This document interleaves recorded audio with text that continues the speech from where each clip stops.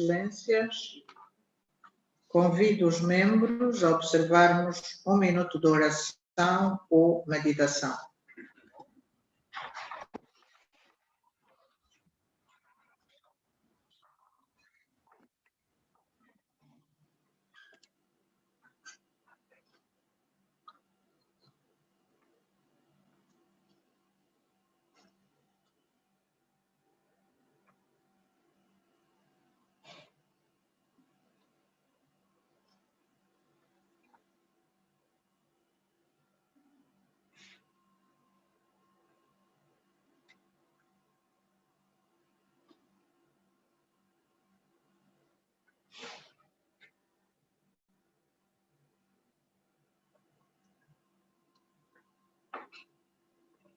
Queiram sentar-se, por favor.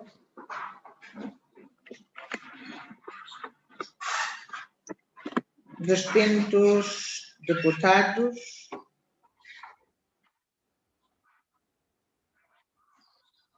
uma vez que estamos aqui reunidos de forma virtual, gostaria de anunciar as seguintes regras relativas à utilização da plataforma Zoom durante esta 48ª sessão da Assembleia Plenária. Pede-se aos membros que mantenham os seus microfones desligados, salvo quando forem convidados a tomar a palavra. Na barra do menu, embaixo do vosso ecrã, cliquem no botão de interpretação e selecionem a língua que gostariam de escutar. Para que possam ouvir apenas a língua em que querem ouvir a interpretação, desliguem o áudio original. Para o membro dar a conhecer que quer tomar a palavra, clique no sinal de mão aberta e levantada que se encontra no menu dos participantes. Para comunicar com a Presidente,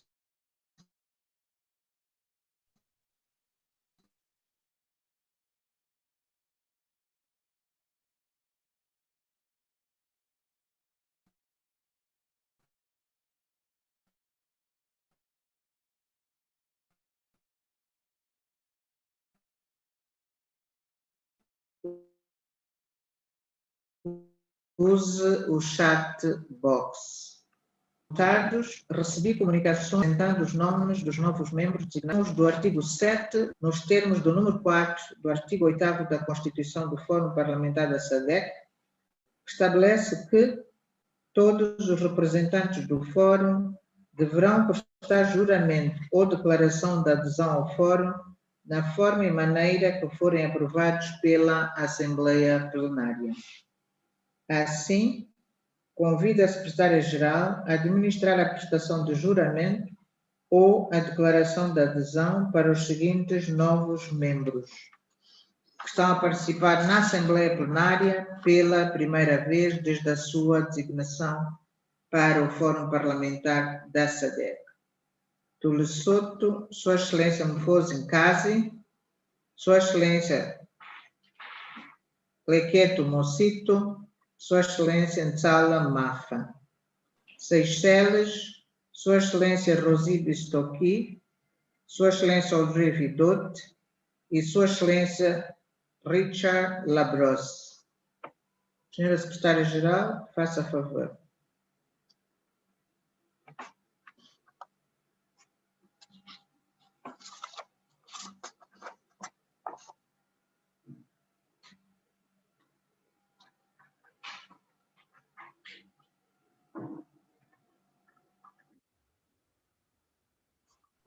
SG, you're muted.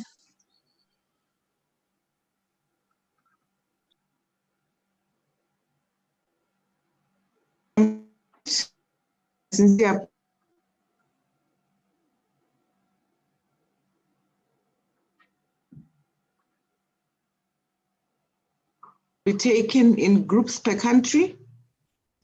We will do so in alphabetical order. We will Lesotho and followed by Seychelles. Honorable members from Lesotho and Seychelles, may you raise your right hand and repeat after me. I, Lekgetho Mosito, the oath or make the solemn affirmation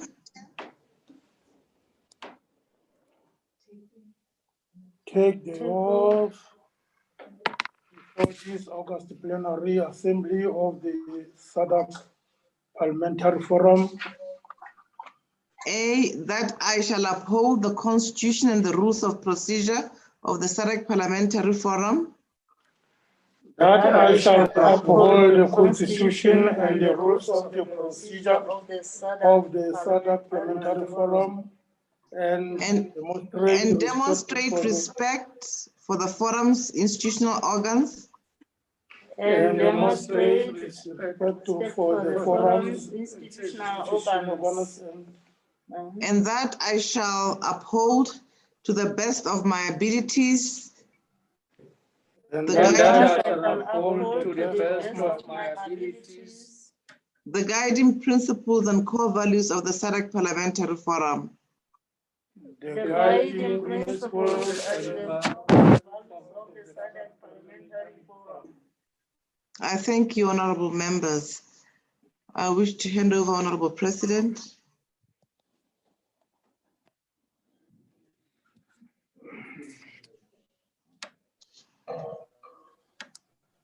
Excelências, gostaria agora de desejar boas-vindas aos observadores que estão presentes nesta sessão virtual da 48ª Assembleia Plenária. Temos a senhora Setor Gomena Lawrence Tax, secretária executiva da SADC, senhor Dago Sodelin, conselheiro, chefe do departamento do HIV-Sida, senhor Ramin Shazamani, diretor nacional para a Zâmbia, da Plan International, o senhor Sefo Mandingoze, diretor do Centro de Estudos Jurídicos Aplicados na Universidade de Witwatersrand, senhora Abigaili Noko, representante regional do Gabinete do Alto Comissariado das Nações Unidas para os Direitos Humanos, professor Adebayo Ulokusha, diretor para a África e Ásia Ocidental, da International IDEA, a senhora Rosé, diretora executiva da SAF-AIDS, senhor Ron Beckman, gestor do Programa de Cooperação para o Reforço da Integração Econômica Regional da SADC, da Agência Alemã para a Cooperação Internacional, senhor Stanley Nyamainde, diretor executivo na Ordem dos Advogados da SADC, senhor de Proce Mochena, diretor executivo para a África Oriental e Austral da Amnistia Internacional, senhora Julie Middleton, gestora do projeto do consórcio na Action Aid International, senhora Nelly Mngangwa, diretora regional da Oxfam para a África Austral, senhora Grace Nyambura Kibunja, do Centro de Pesquisa sobre População e Saúde em África, senhor Monet Madakufamba, diretor executivo do Centro de Pesquisa e Documentação da África Austral, senhor Philip Johnson, diretora fundadora e de projetos sociais, também no Centro de Pesquisa e Documentação da África Austral, senhora Lekazi Stofila, gestora do programa no Centro Jurídico da Mulher de Tsoaranang, senhor Yogong Teófilos John, diretor executivo interino da Afrodad. Excelências, recebemos justificação de ausência do Parlamento da Tanzânia. Para otimizar o uso do tempo e dar uma cobertura equilibrada aos pontos constantes na ordem do dia da Assembleia Plenária, a Subcomissão dos Assuntos Parlamentares alterou o tempo de intervenção dos membros para 4 minutos, nos termos do número 3 do artigo 33 do Regimento do Fórum Parlamentar da SADC. Recorde-se aos membros que, para efeitos de precisão, no registro dos debates da Assembleia, deverão sempre dizer de forma clara e em voz alta o seu nome e o nome do seu país de proveniência, sempre que tomarem a palavra. Excelências, há notificação de projeto de moções.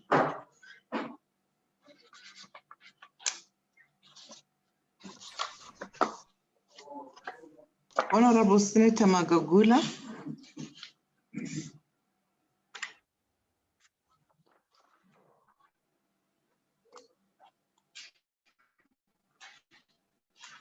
Sim, Thank you faça very favor. much, Madam President. Dou a palavra à Sua Excelência, Magagula. Thank you so much, Madam President.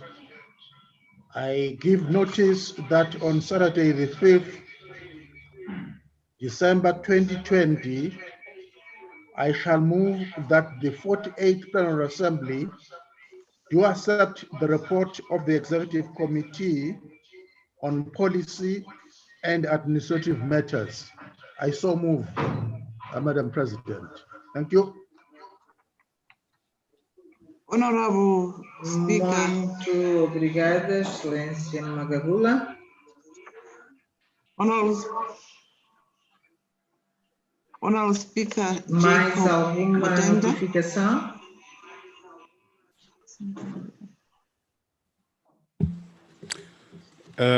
Thank you, Madam President. Por favor.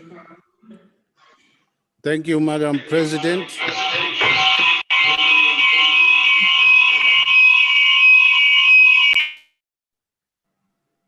Can you hear me?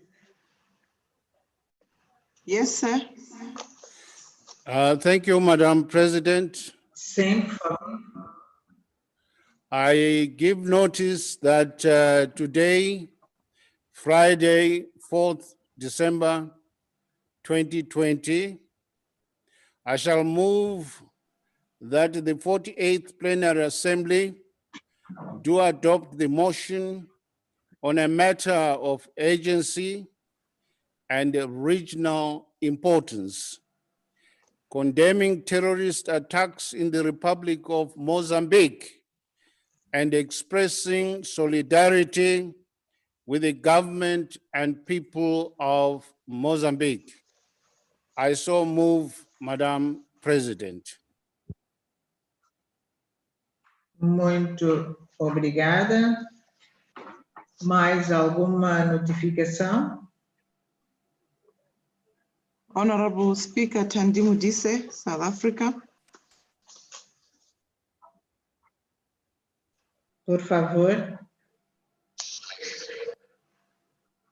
Thank you very much, Madam President. On behalf of the Speaker of the Republic of South Africa, Thandi Modise, I give notice that today, Friday, the 4th of December, 2020, I shall move that the 48th Plenary Assembly do adopt the motion on a matter of urgency and regional importance, debt cancellation campaign initiative, and conference of speakers and heads of state, heads of African Parliament. I so move, Madam President. Thank you. Muito obrigada. Mais alguma moção? Honorable Samuel Kawale, Malawi.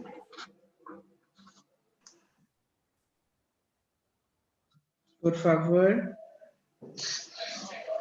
Today, Friday, the 4th of December, 2020, I shall move that the 48th Plenary Assembly do adopt the report of the Executive Committee on Financial Matters, the Treasurer's Report. Thank you, Madam President. Muito obrigada. Mais alguma notificação?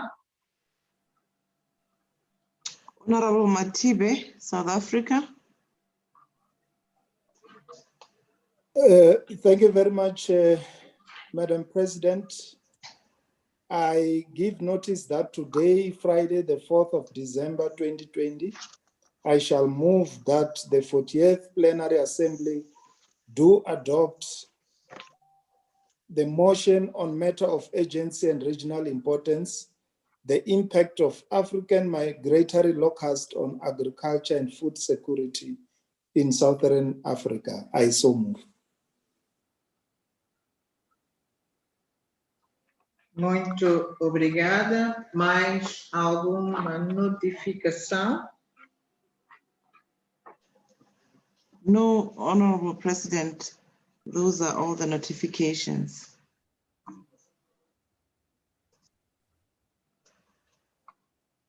Muito obrigada, Excelências. Convido a Senhora Secretária-Geral para proceder à leitura do primeiro ponto da ordem do dia. Senhora Secretária, faça favor.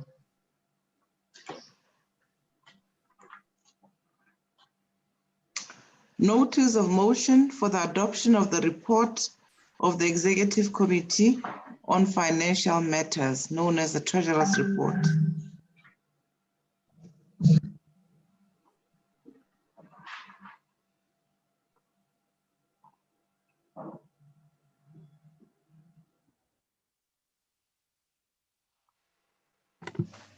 Thank you very much.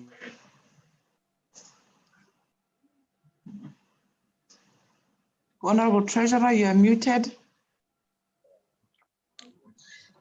Notificação do projeto de can you hear me? moção para a adoção do relatório da Comissão Executiva Can you hear me now? sobre questões financeiras, relatório do tesoureiro, Sua Excelência Samuel da Liste Qual, tesoureiro, tenha a bondade.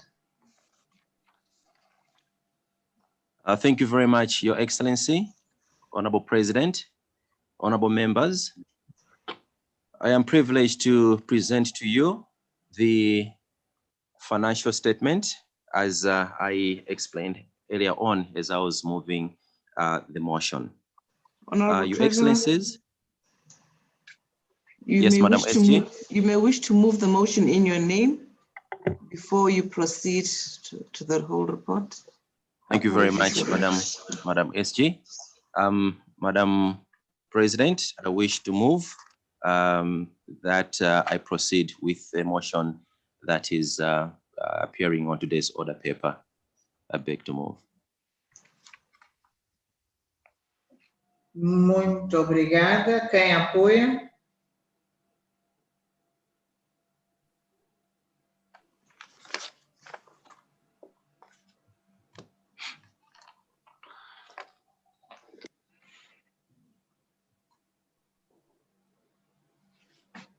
Honorable Secretary.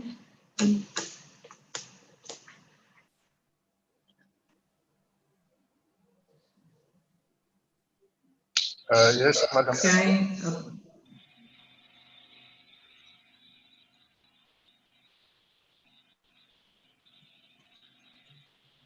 Sim, faça favor, Excelência. Thank you very much, Sim, Madam. Sua Excelência. Thank you very much, Madam President, honorable members. This afternoon, I am privileged to present to you. Estamos sem som. I am privileged this afternoon to present to you two papers. The first paper is going to focus much on the audited report of the financials and the accounts for the period of the 1st of April in 2020 up to the 31st of up to the 30th of September this year. And then after that, we'll move on to present paper 2, which is the budget for the next financial year. Madam President, the first paper has got two parts to it. Firstly, it's a brief on the audited financial statements for the financial year ending 31st of March 2020. And then the second one is going to be management accounts for the period of 1st of April up to 30th of September 2020, which provides an update of the financial position for the current financial year, which runs up to 31st of March 2020.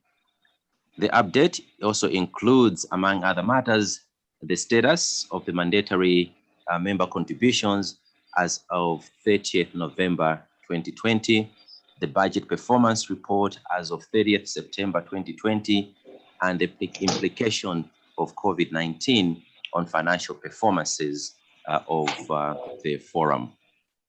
And then I'll also give an update on the Secretary General's residence.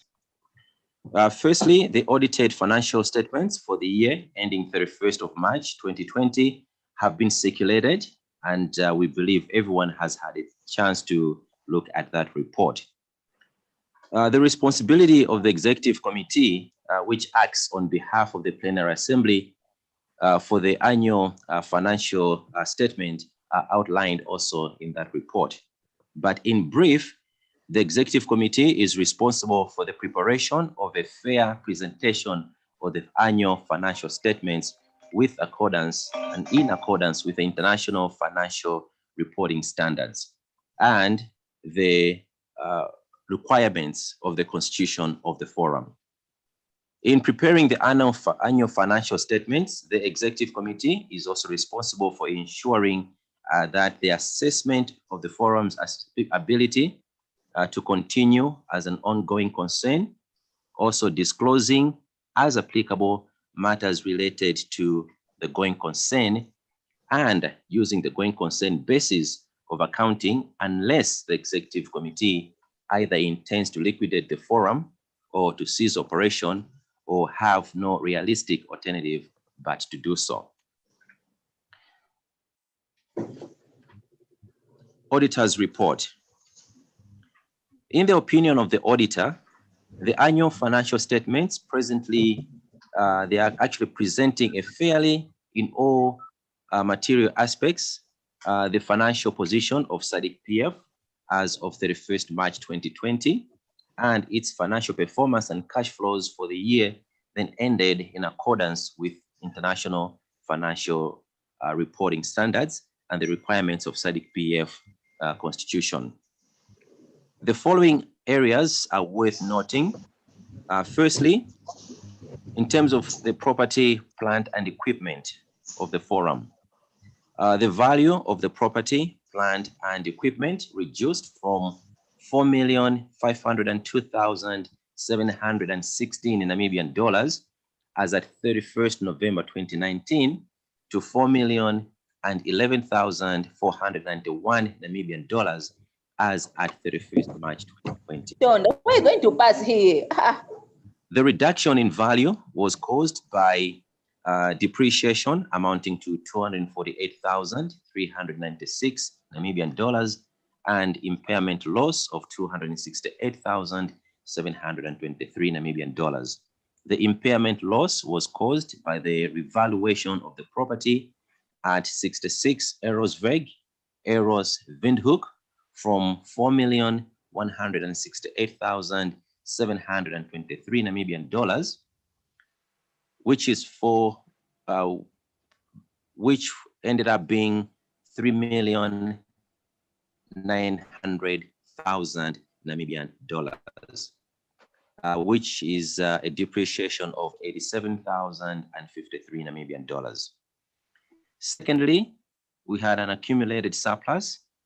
The accumulated surplus or retained income, it reduced from 837,470 Namibian dollars as at 31st March 2019 to 717,957 Namibian dollars the following year. And this was due to operating deficit of 119,513 Namibian dollars. Despite the deficit incurred, the financial position as at 31st March 2020 is healthy with net equity of 717,957. The statement of financial performance for the year ending 31st of March 2020, the audited financial statement as of 31st March 2020, it recorded a total income of 30,994,377 Namibian dollars. Out of this amount, 18,798,052 Namibian dollars, which is 60%, came from the mandatory annual members' contribution, while 11,610,822 Namibian dollars, which is 37%, was grants received from cooperating partners. The balance, which is 585,503 Namibian dollars, 3%, was realized from the administration as well as consultancy income and investment income. The total expenditure for the year was 31,113,890 Namibian dollars, resulting in a deficit of 119,513 Namibian dollars.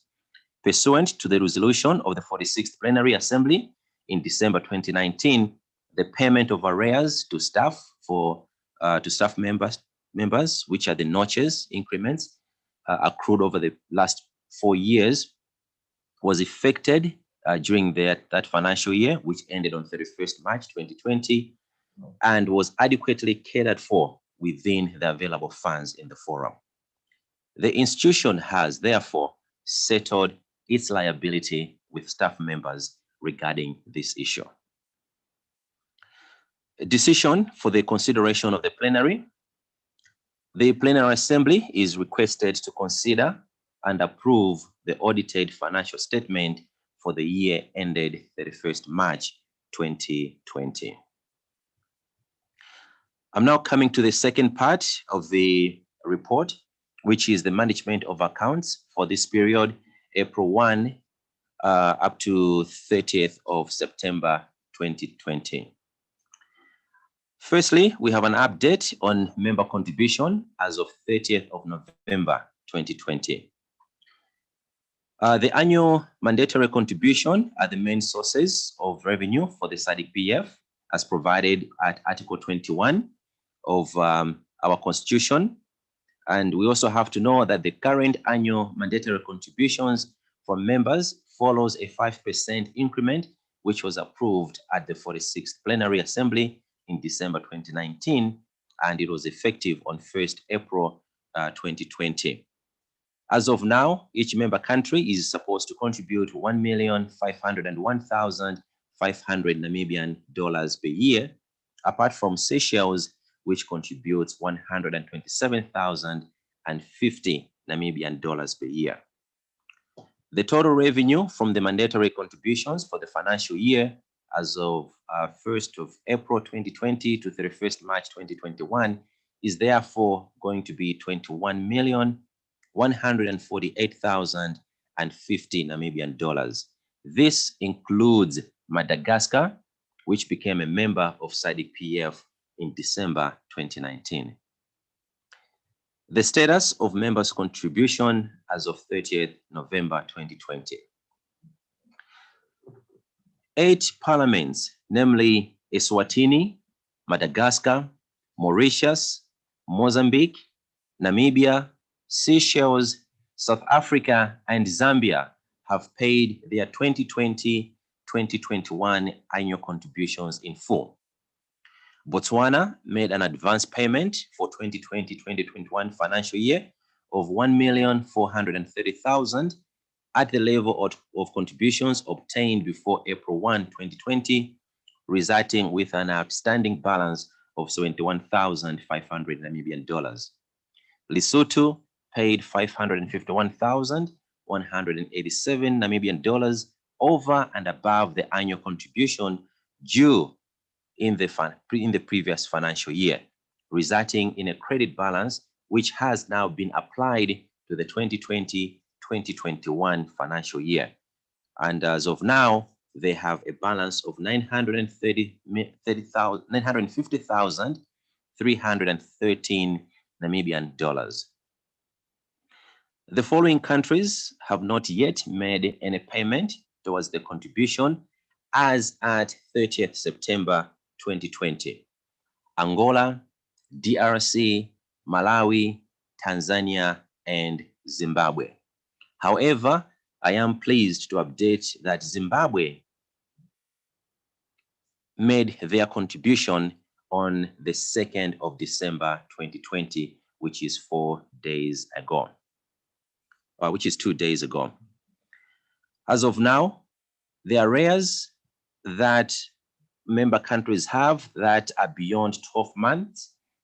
At the moment, we have Tanzania, which is owing 1,430,000 Namibian dollars for the previous financial year, which ends on March 31, 2020, bringing a total balance of outstanding amount to $931,500 Namibian US dollars. These represent 2 financial years. The plenary may wish to note that the delay in payment of the annual contributions they cause serious cash flows and problems in the running of the forum. As a result, Secretariat is requesting all member countries to make sure that they pay their mandatory annual contributions.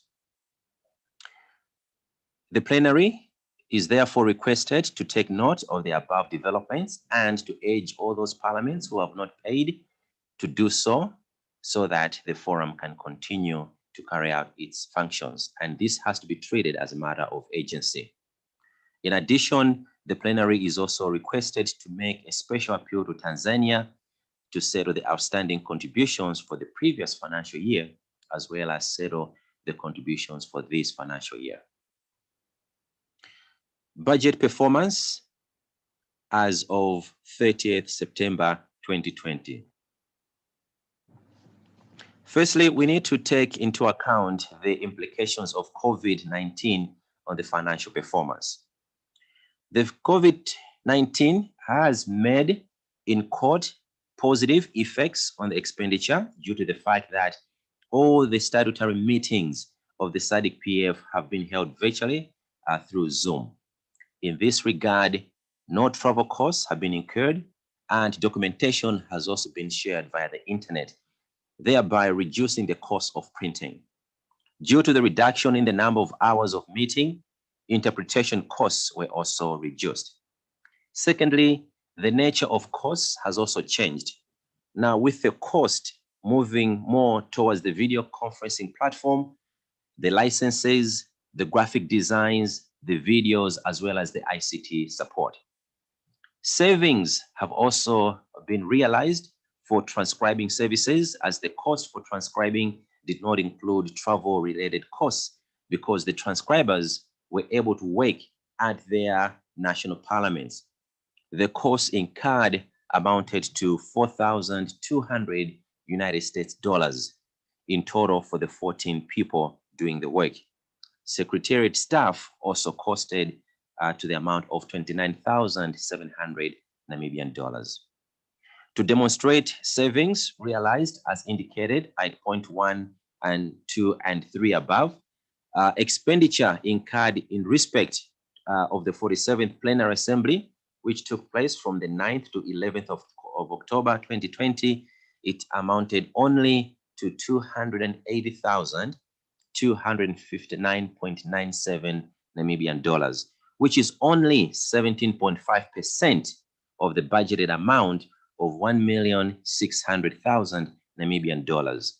This translates that there has been a saving of 1,319,740 Namibian dollars, which is 82.5% of the savings. Budget variance as of 30th September 2020. This budget variance report is also being compiled for the first half through the financial year, which runs from April 1 up to April 1 this year up to 31st March 2020. The expenditure reflected is for the 6 months from April 1 up to September 30, 2020. The budget variance report does not include donor-funded projects, but focuses on mandatory member contributions and other income earned from bank interest and administration fees paid by cooperating partners. The total revenue so far is from the mandatory contributions is amounting to 21,148,050 Namibian dollars, and this amount includes the contribution from Madagascar, which paid 1,501,500 Namibian dollars. The executive committee and the plenary is advised that the amount of 1,501,500 Namibian dollars from Madagascar did not form part of the budget of the 2020-2021 financial year approved at the 46th plenary in December last year, because at that time, Madagascar was admitted into SADC PF after the budget had already been approved. However, for accounting purposes, the Madagascar contribution is recognized as an income as it was invoiced on April 1, 2020, and it increases the revenue of the forum from member countries for the financial year 2020 to 2021 from 19.6 million to 21,148,050 Namibian dollars. Total expenditure so far, as of 30th September 2020, 6,202,507 Namibian dollars, representing 31% of the total budget, has been spent so far. The total budget is at 20,076,703 Namibian dollars. This means that the balance of budgeted expenditure stands at 13,874,196 Namibian dollars as at 30th September 2020, representing 69% of the budgeted expenditure. As indicated above on point number 2.2.2.3, the amount of 1.5 million Namibian dollars from Madagascar, it did not form part of the budget for the 2020-2021 financial year and is therefore not taken into account in the budget expenditure. I would like to report that in between April 1 up to 30th September, there is no budget lines with unfavorable variance. In terms of budget lines with more than 50% of the budget spent, we only have one, which is communication. And the expenditure as of 30th September 2020 on the budget line of expenditure went up to 156,979 Namibian dollars compared to the budget of 229,795 Namibian dollars, which means 68% has been spent so far. The reason is because the communication costs have gone up as a result of the increase in the telephone costs, internet-based platform fees, as well as anything else that has come because of COVID-19, which has restricted us to be meeting physically and also to provide interactions and also travel. It is expected that this trend will continue for the next couple of days, simply because we do not know how long the COVID pandemic is going to last. Communication costs are also posted on specific budget lines, such as meetings or the statutory organs, and also the program support, where the costs are incurred for the purpose of conducting these meetings. For the budget lines with less than 50% of the budget spent, as of 30th September, on all the budget lines except communication costs is less than 50%. Should the spending trend continue, as has been over the past half of the financial year, the budget amounts are expected to suffice for the rest of the financial year. Significant expected savings. Firstly, the 47th and 48th Plenary Assembly will both take place virtually due to the restrictions caused by COVID-19. While 3,200,000 has been budgeted, 1.6 million each for plenary, only 4,513 Namibian dollars has been incurred on this budget line as of 30th September 2020 for costs related to media and publications. Although the period under discussion is up to 30th September 2020, the plenary is invited to note that, as indicated above, expenditure incurred in respect to the 47th Plenary Assembly, which took place on the 9th to 11th of October, amounted to 280,259.97 Namibian dollars, which is only 17.5% of the budgeted amount of 1.6 million Namibian dollars. This translates into a saving of 1,319,780 Namibian dollars, 82.5% of the savings. It is expected that the same level of savings will be realized from this plenary, which is happening right now. And in this regard, a total saving of 2.6 million is expected to be made at the end of this financial year. Contribution from Madagascar. The plenary is invited to note that the amount of 1.5 million from Madagascar did not form part of the budget of the 2020 to 2021 financial year approved by the 46th Plenary Assembly in December 2019, as Madagascar was admitted into SADC-PF after the budget was already approved.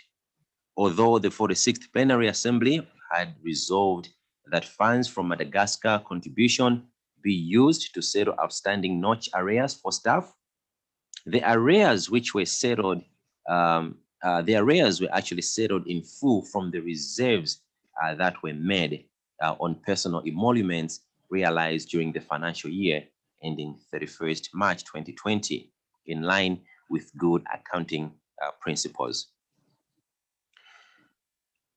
In view of that, the amount of 1,501,500 Namibian dollars has not been allocated to any budget line. I would like to give an update on resource mobilization, the resources which come from donor funding.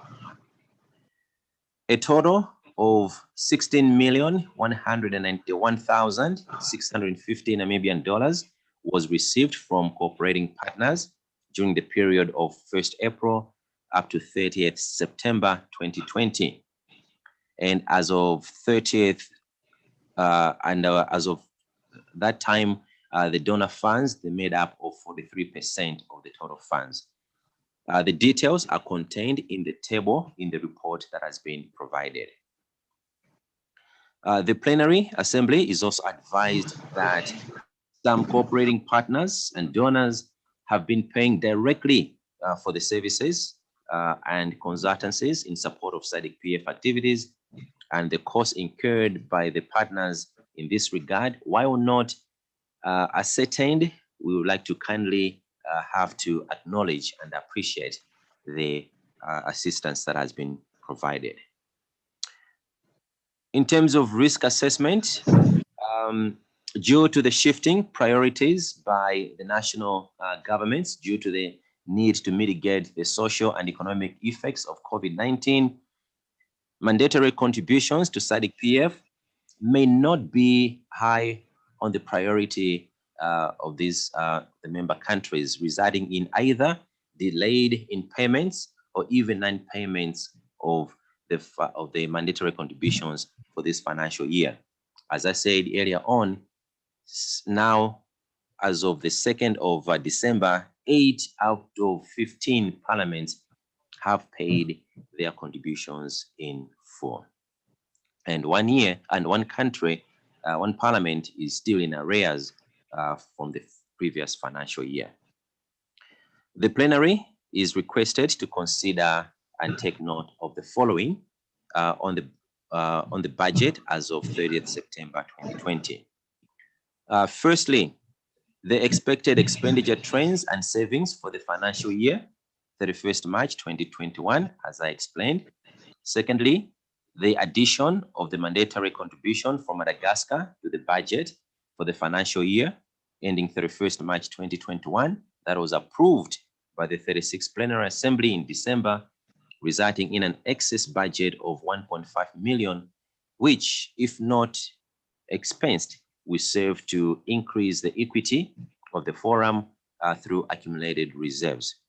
This is pursuant to the admission of Madagascar to the membership in 2019. Thirdly, the amount of donor funds received and the percentage of the same to the budget. Fourthly, the high risk to the cash flow as the result of the shift in priorities by member countries due to COVID-19. Thirdly, I would like to give an update on the renewal of external auditors' contract. Pursuant to Article 27, subclause 1 of the Constitution, the Plenary Assembly is responsible for appointing an external auditor for the institution. And in line with the provision 1.06.1, Part 12 of Accounting Policies and Procedure Manual, the Finance Subcommittee is mandated to recommend appointment of auditors and approval of auditor fees to the Plenary Assembly through the Executive Committee. In order to preserve the professional independence of external auditors of the SADC PF and also of the accounting principles and procedures that are provided, that the contract of an external auditor can only be renewed to a maximum of 5 years, and after that, a competitive tender should be advertised. The current external auditor are BDO Namibia. The registered accounts and auditors, they were appointed in 2018. During the past 2 years, they have been able to carry out the following. Firstly, timely audit of all the financial reports to the forum. 2, well-planned and professional approach to the audit works. And 3, good communication and quick responses to forum requests. Based on the above evaluation, it is recommended that the contract for BDO Namibia be renewed for a further 1 year period, covering an audit of the financial year 2020-2021. And the Plenary Assembly is requested to consider and approve that recommendation to renew the contract of the external auditor, BDO Namibia, for another 1 year. Fourthly, an update on the official residence of the Secretary General.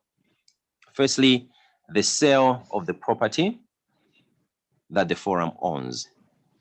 The Plenary Assembly is informed that the property at 66 Erosberg Eros in Windhoek has not yet been sold, as all offers received to date are below the reserved price of 2,850,000 Namibian dollars. In view of the above, the invitation for bids will be re-advertised pursuant to section 13.2.3 of the Finance and Accounting Manual. The plenary, the Executive Committee was of the opinion that the sale of the residence be cautiously handled, especially that the property market is currently unfavorable to sellers, and in this regard, consideration may be given to delay the sale until the property market increases. In view of this development, the sale of the residence will be concluded by the incoming Executive Committee. Secondly, the purchase of the property situated at Elf 2052, Klein Windhoek, 89 Joseph Mukwayu, Itana Street, Ludwigsdorp, Windhoek in Namibia. The plenary is invited to recall the resolutions at the 47th Plenary Assembly held virtually on the 10th of October 2020 to obtain a bank loan to purchase the official residence of the Secretary General. I am pleased to advise that the property situated at the above mentioned place is actually the new official residence of the Secretary General. The property was bought through a bank loan obtained from Nedbank with property costs of 7,550,000. Details of the choice of bank are contained in the report that has been circulated. The Plenary Assembly is advised that the bond registration process was completed on November 30th, and the Secretary General started moving into the new house on the 1st of December 2020. Preparation for the occupation of the Secretary General's official residence. Pursuant to our laws, administrative rules, and also regulations, the Secretary General has to date procured furniture amounting to 320,000 Namibian dollars for the official residence, in line with a previous decision by the Executive Committee to ensure that the house is habitable and that is ready for immediate occupation by the Secretary General. Please note that an additional provision of 200,000 Namibian dollars has been made in the budget for the next financial year for furniture to be bought, as it may not be feasible to buy all the required furniture from this financial year. The Secretariat has also spent 30,383 Namibian dollars for the enhancement of security fence and system as recommended by the Parliament of Namibia. The total cost so far up to date for the official residence is 1,913,644 Namibian dollars. And out of the payments made, 772,000 is for the Secretary General's House Fund, which depletes the funds. And the difference of 1,141,000 is pre-financed from the main budget to be refunded after the sale of the previous house. The Plenary Assembly is requested to take note of the above developments in terms of the sale and the procurement of the Secretary General's house. The fifth item I would like to bring to attention has to do with internal audit matters. Development of the draft internal audit policy manual.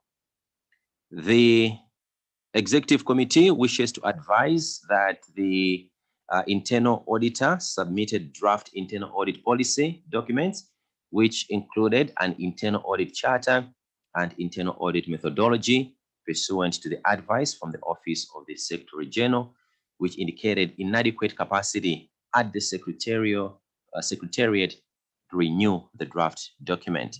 The Executive Committee resolved that the documents should be outsourced to a reputable audit firm to ensure compliance, adequacy, and relevance to SADC Parliamentary Forum.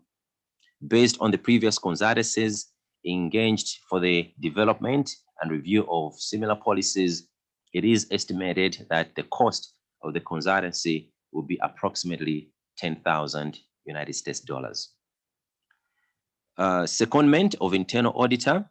The Executive Committee wishes to advise that the contract of the current internal auditor, Mr. Joseph Ndinomupia, who was seconded by the Parliament of Namibia on 1st December 2018, will expire on 30th November 2020.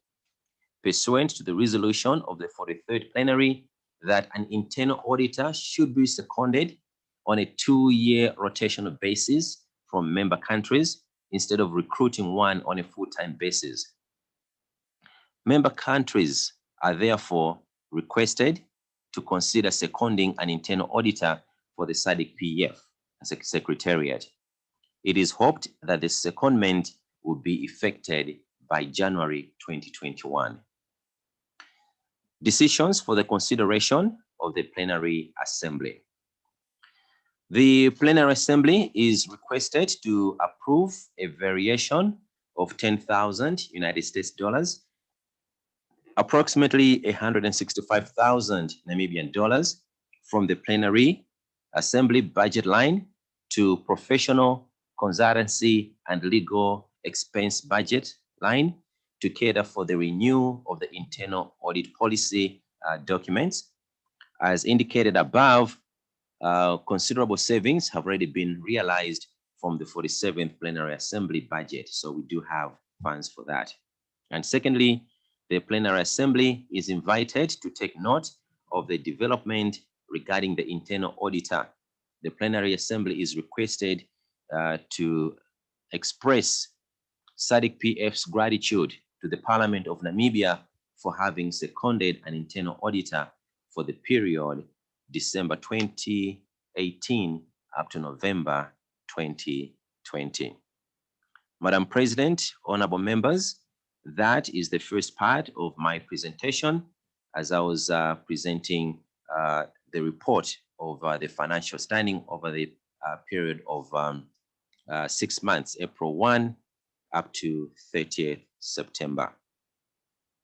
With your permission, Madam President, honorable members, allow me to go to the second paper, which is the proposed budget for the financial year 2021 up to 2022. The proposed budget is attached.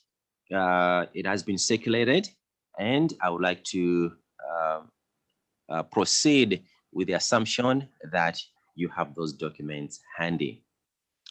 I'll go straight to talk about the issues of that are actually presented in that in those documents in detail. Firstly, I would like you to understand that according to Article 21 of the SADC PF Constitution, it provides the following in terms of the finances of the forum.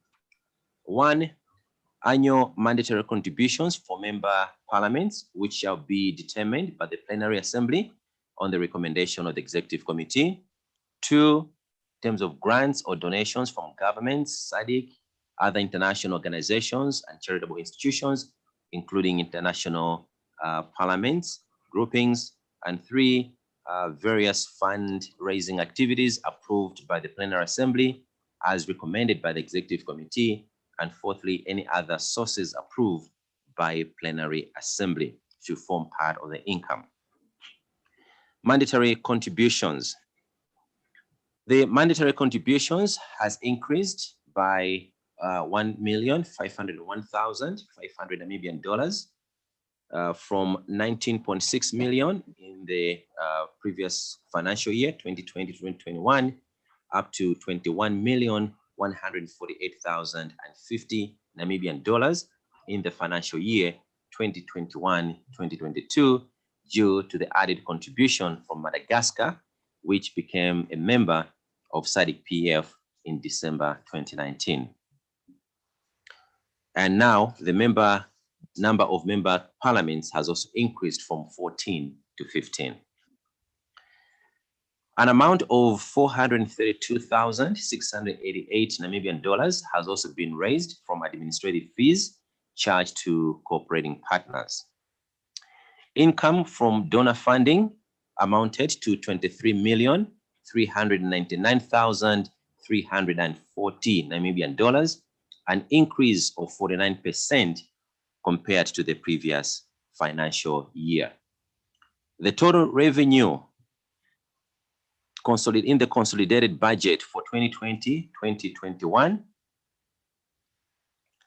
Therefore, we are anticipating that the total revenue is going to go up to be 45,005,078 Namibian dollars, which is in comparison to 35,371,550 for the financial year 2020 to 2021.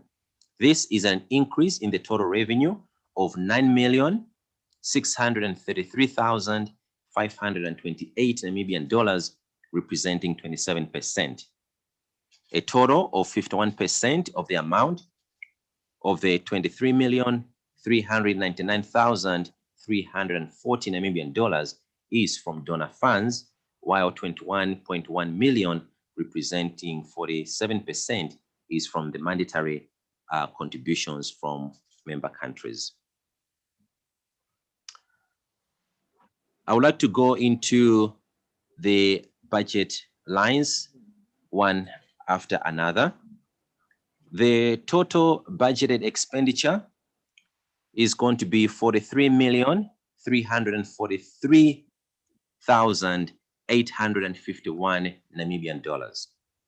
Total budgeted expenditure of 43.3 million, as we are comparing to the previous year of 35.3 million. As I explained earlier on, there's an increase of over 9 million.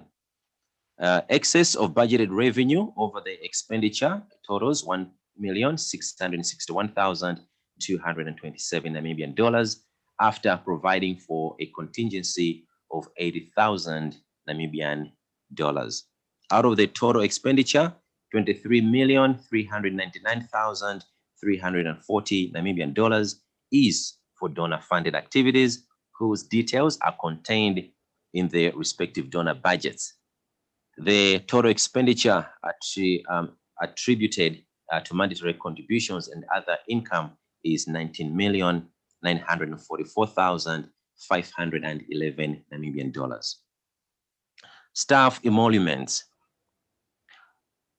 The proposed total budget for staff emoluments, it's amounting to 11,954,005 Namibian dollars, representing a decrease of 9% from the financial year of 2020 to 2021 budgeted, which was at 13.1 million. However, while the budget for 2020-2021 catered for only full-time employees, the budget for 2021-2022 is catering for a total of 25 positions, 14 of which are full-time employees and 11 are seconded professional staff. The 11 seconded staff includes 8 committee clerks and program managers, 1 human resource expert, 1 media and communications expert, and 1 internal auditor who are still full-time employees of the seconding parliaments. Therefore, the seconded staff are paid a stipend of their contribution to SADC PF. This does not include donor-funded staff. As explained above earlier on, the secondment have enabled the efficient as well as expert delivery of support to the membership without any major increase in the salary bill. In this regard, it is worth noting that with a secondment in place, a total proposed staff emolument budget in the 2021 up to 2022 will reduce from 67% to 57% of the members' contribution, with a decrease of 9% in the total salary budget. In actual fact, the average salary cost per employee per annum has reduced from 823,885 Namibian dollars to 478,170 Namibian dollars. It is important that in measuring the cost of secretariat staff against the benefit of the institution, care is also supposed to be taken to ensure that resource mobilization by secretariat from various cooperating partners that have ensured the success of its programs and activities are taken into account. Administrative overheads. The budget provides for administrative overheads of 2,445,858 Namibian dollars, compared to 1,741,806 Namibian dollars in the previous year's budget, representing a 40% increase. The administrative overhead expenses are for the operations of the Secretariat and includes general office expenditures, communication, motor vehicle, running expenses, travel, and subsistence allowance expenses, as well as the audit and insurance expenses. The increase in this proposed budget is caused by the increase in the demand for ICT and communication services as a result of the virtual meetings. The communication costs has increased by 122% in the next financial year. And these costs include paying for Zoom, Microsoft licenses, as well as maintenance costs. The license and maintenance of the service, it caters for all virtual meetings and other activities that require the use of virtual platforms. Also contributing to the increase in the financial is the financial charges, which have increased by 500 from 66,000 Namibian dollars to 396,000 Namibian dollars, partly due to the interest charged on the mortgage of the official residence of the Secretary General's house. Motor vehicle running expenses are also expected to increase by 21% from 68,355 Namibian dollars to 82,800 Namibian dollars, as the vehicle the SG is using is older and requires more regular maintenance. Insurance has also increased by 50% to 223,070 Namibian dollars due to the added premium from property insurance. Professional consultancy and legal fees have also increased just by 1% due to the fact that many of the processes that required outsourcing experts and also such as the development of the risk management policy, the performance management policy, the internal audit policy, and the salary review exercise were conducted in the previous financial year. And the job of the job evaluation exercise, which has been conducted in 2020, was actually funded by South African Parliament. Additionally, as part of the innovation of the Secretariat on Cost Management, the Parliament of Zimbabwe has seconded a legal expert to assist with any matter of legal nature that may arise. And the host parliament is also on hand to provide legal and other expert assistance at no cost to SADC PF.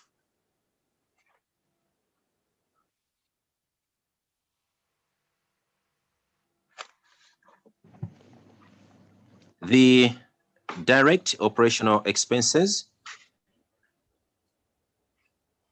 The direct operation expenses represents the core business of the forum and includes statutory meetings. The budget has reduced by 17% from 4.4 million to 3,699,500 Namibian dollars. A reduction in the budget arises from Plenary Assembly budget, which has reduced from 3.2 million Namibian dollars to 2,164,600 Namibian dollars, 32% reduction. This is because it is proposed that the 49th Plenary Assembly session be held virtually due to the COVID pandemic. In this regard, the budget for the 49th Plenary Assembly has been reduced by 78%, and it's only going to cost 347,850 Namibian dollars. On the other hand, the 50th Plenary Assembly budget will increase by 14% from 1.6 million to 1,816,750 Namibian dollars. The rationale behind it is because this is the 50th Plenary Assembly. It is going to be recommended that we meet physically to celebrate together. The Executive Committee meetings has also been reduced by 41%. Now it's at 118,200 Namibian dollars. This is due to the fact that Executive Committee meetings are proposed to be held virtually. But should the need arise for physical meetings, the assumption is that the meetings will take place in Windhoek in Namibia or during the period of the 50th Plenary Assembly.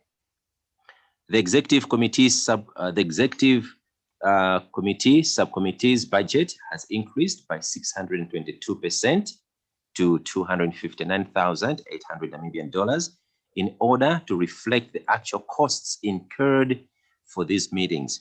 It is worth noting that interpretation costs are the same for the smaller meetings as are for the larger meetings, with the same number of days as the same number of interpreters are used, and they're also paid at a daily rate.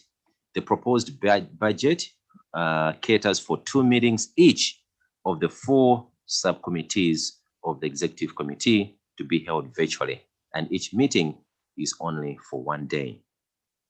Standing committee budget has increased by 34% to 468,400 Namibian dollars, which caters for the 4 standing committees meeting virtually 1 day each, twice in the year for the 49th and 50th sessions. The budget includes 1 resource person to cater for any thematic matters the committee may wish to discuss. Other policy organs, this budget caters for meetings for the Regional Women Parliamentary Caucus. It is proposed that these also be held virtually, and the budget has increased by 147% to 86,500 Namibian dollars. Program support budget has reduced by 33% to 201,500 Namibian dollars to facilitate increased budget allocations to standing committee meetings, which are statutory and therefore of higher priority. Transformation of SADC PF into a regional parliament continues to rank high in priority, and hence the amount of 125,000 and the program support is allocated to this activity. Elections observer missions budget. The support is allocated because it's one of our flagship programs at SADC PF, as we are promoting of electoral reforms across the member states through the domestication of the SADC modern law on elections. The Secretariat will roll out activities focused on taking full advantage of reforms opportunities in pre-elections and also post-election phases of the election cycle.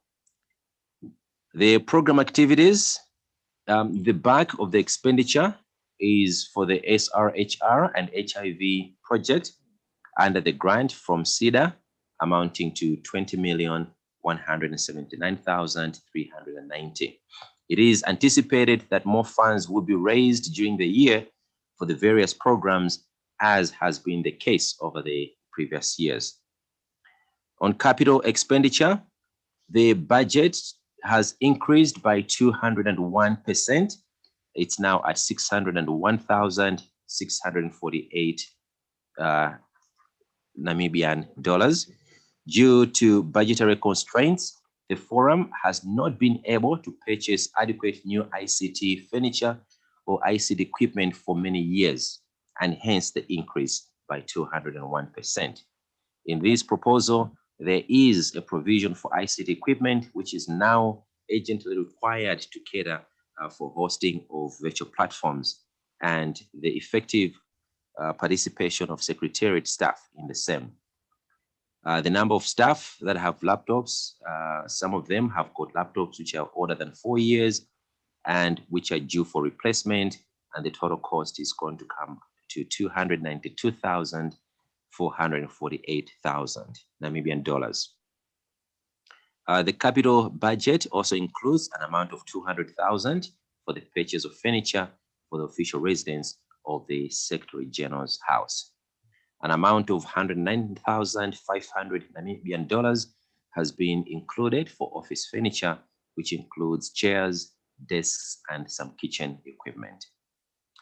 The contingency amount has remained at 80,000 Namibian dollars. The mortgage repayment is going to be 624,000 Namibian dollars as repayment to Nedbank in respect of the purchase of the official residence of the Secretary General's house. The interest of 265,000 per annum is expected to is provided under the budget line for the finance charges. The cost for person to hold a vehicle is estimated to cost 1,500,000 Namibian dollars. It is proposed that the vehicle be obtained through a bank loan, assuming a deposit of 20%. The loan amount is going to be 1,200,000 payable over a period of 5 years. The budget provision of 540,000 includes the deposit of 300,000 Namibian dollars plus annual loan repayment amount of 240,000 on the principal amount. The interest of 65,000 Namibian dollars per year is expected for under the budget line finance charges.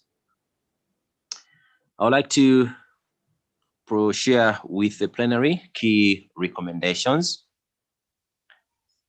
In terms of prioritization of activities in the 2021-2022 financial year, the forum will continue to restructure its operation in order to become more cost-effective in the delivery of its statutory program activities. It is important that the statutory activities such as the Plenary Assembly, Executive Committee, and Standing Committee meetings are held without fail. We should also consider to include the key recommendations include also ensuring that other priority activities such as those towards the accomplishment of the transformation of SADC PF into a regional parliament are implemented. We also have to consider that motivation for staff members is taken into account. In this regard, implementation of the findings of the salary review and the job evaluation exercises have to be a priority in the next financial year. And fourthly, resource mobilization. We need to make sure that we put much emphasis on resource mobilization. Unfortunately, as we know, donor funding is necessary for the forum to continue carrying out its activities. And this means we cannot continuously rely on member contributions. Secondly, in terms of cash flow, as indicated several times earlier on, in previous budget submissions, delays in the payments of member contributions has been a major problem in the management of cash flow at the forum. Although our constitution says that strong action needs to be taken for members that have not paid beyond 12 months, the executive committee has to date not taken any of those drastic actions, with the understanding that some of our national parliaments are facing some financial challenges. But let's remember that it is difficult to implement some of the activities by Secretariat if member parliaments are not fulfilling their obligations.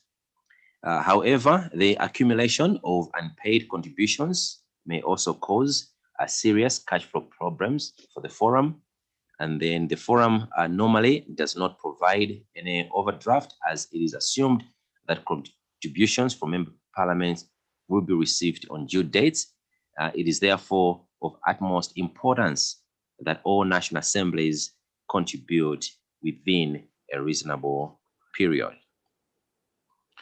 Decisions for the consideration of the Plenary Assembly. The Plenary Assembly is requested to consider and approve the budget for the financial year starting from April 1, 2020 up to 31st March 2022. Thank you very much, Madam President. Thank you very much, honorable members.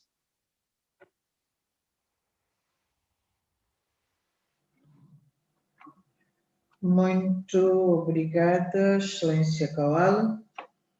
Passo agora a dar lugar para o apoiante, Sua Excelência Dr. Chitumbe Mussocotuane, para debater o apoio à moção. Excelência.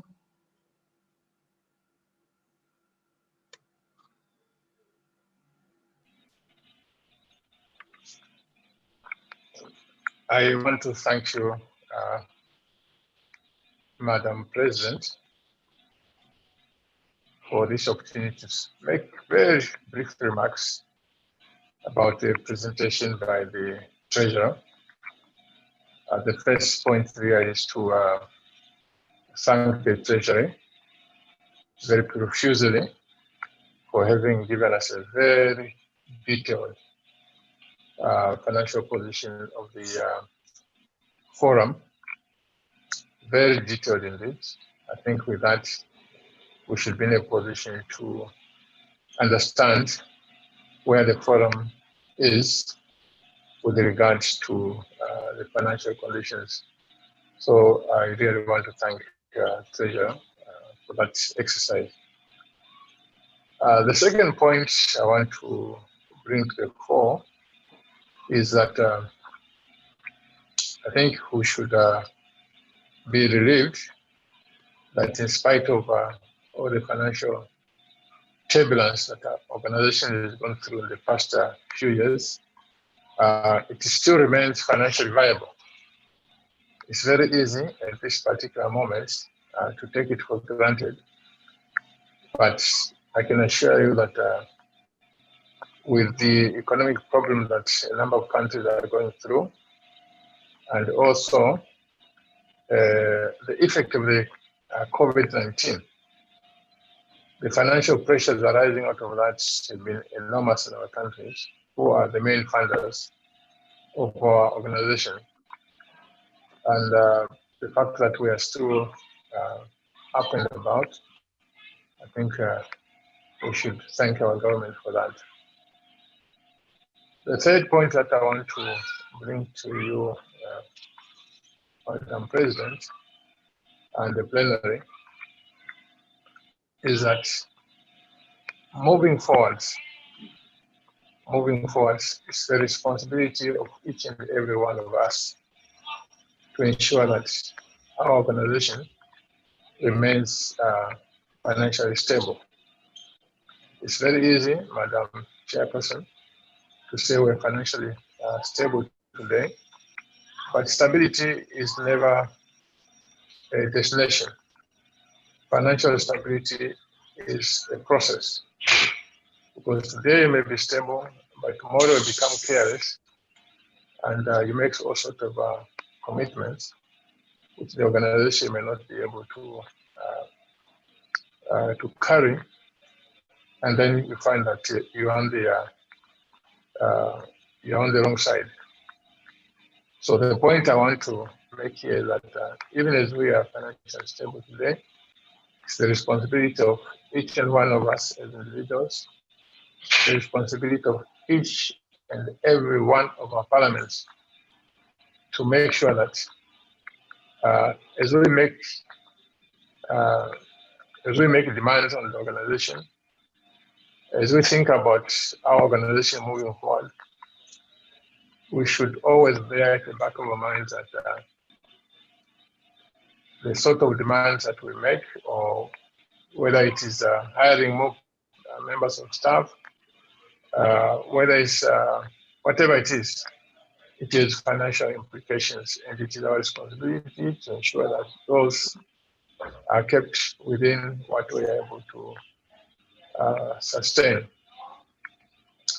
The next point I want to make is to, I think, to thank the EXCO, for finally bringing to a close the issue of the SG's house. This is a matter that has been dogging us for years and years, but finally we have a house. Yes, there's some financial commitment, which I think will, unless something drastically happens, we should be able to meet. So that is good. My final point, Madam President, is this. Even as we have gone through COVID, there have been negative aspects, of course, of COVID. For example, COVID has made sure that we are not able to meet in the beautiful cities of our region. They would love to be in Kinshasa, because I've never been in Kinshasa in my long years of public service. And of course, we're looking forward to being in many other places. So those are the negative aspects of it. And of course, being able to not just see the treasure here as a picture in front of me, but being able to sit in front of him, human being to human being. That's what we're missing under COVID. But however, every negative thing has positive aspects to it. And one of the positive things is I remember we used to struggle financially. But here we are now. I think we have all invested into technology. And this technology has managed to make us make some savings. So moving forward, I think even when COVID is long and gone, let's reflect very carefully about what sort of things we can do more efficiently using technology so that we can save the little cents that our people look forward to utilizing to build schools, to provide water, all sorts of things. So technology is something that we should never abandon. It's something that we should accept and see how we can ride on that going forward to save money. With those few remarks, Madam President, once again, I want to thank the Treasurer and EXCO for having done a wonderful job in making this report to us. Madam President, I beg to move. Muito obrigada, Excelência Doutor Chitumbeco. Excelências, passo agora a dar lugar ao debate sobre a moção. Os membros que desejarem debater deverão se pronunciar clicando no símbolo da mãozinha aberta e levantada na plataforma Zoom. Recorde-se aos membros, para que efeitos de precisão no registro dos debates da Assembleia, deverão sempre dizer de forma clara e em voz alta o seu nome e o nome do seu país de proveniência, sempre que tomarem a palavra. Excelências, façam um favor.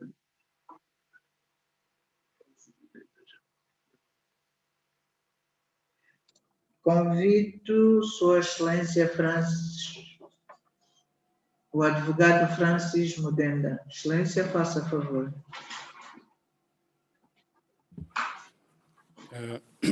Thank you, Madam President.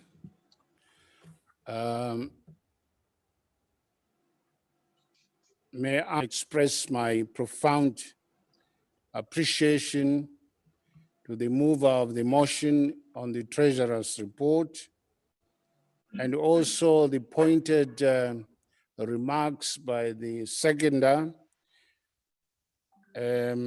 which I do share fully, and I would not want to repeat them. Allow me to make the following observations.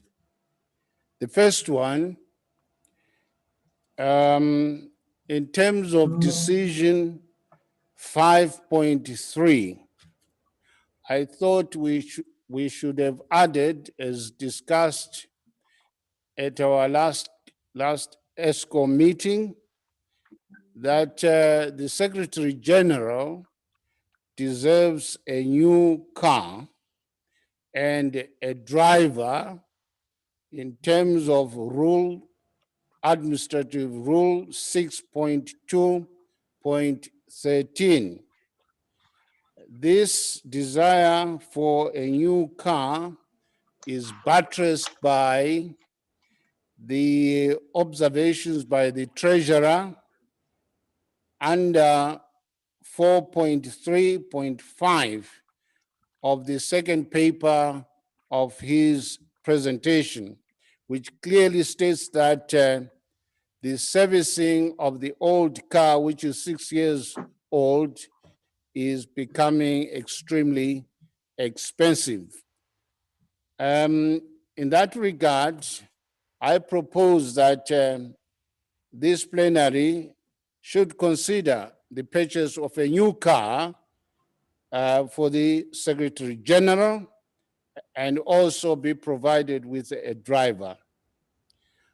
Under item 5.1.4 of the second presentation, resource mobilization, I thought the Treasurer should have added the fact that we, at our last two ESCO meetings, agreed that they should, the plenary should agree that we form a trust as a vehicle of resource mobilization for our organization. That aspect appears to be missing. And I implore plenary to consider what we discussed as ESCO, that they be a trust formed which will be used for resource mobilization. I thank you, Madam President.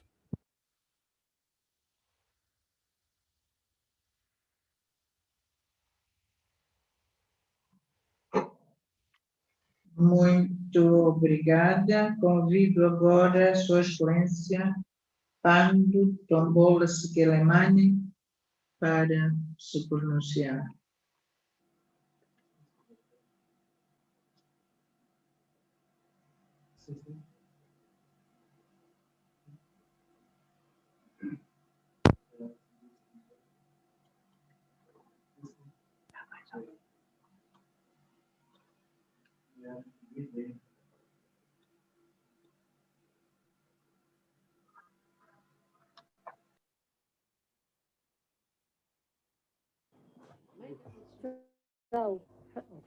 Thank you. Okay. Thank you, Madam President. I think we had a slightly bit of technicality problems here, but I think all is well now. I can proceed. Madam President, the Treasury report. I would want to comment two or three things regarding this report. If you can recall very well, during our last two plenary, we did discuss this thing at a lengthy time regarding the contributions of member countries, that at least as time goes on, we must make sure that we do contribute in time, so that the contribution must acquire some interest and other benefit which we can have as the SADC Secretariat must have. But this thing, it seems as there are always some backlog regarding the contribution, of which I think, Madam President, we must plead. We know we've been affected badly with these COVID issues, but we must, if permissible, at least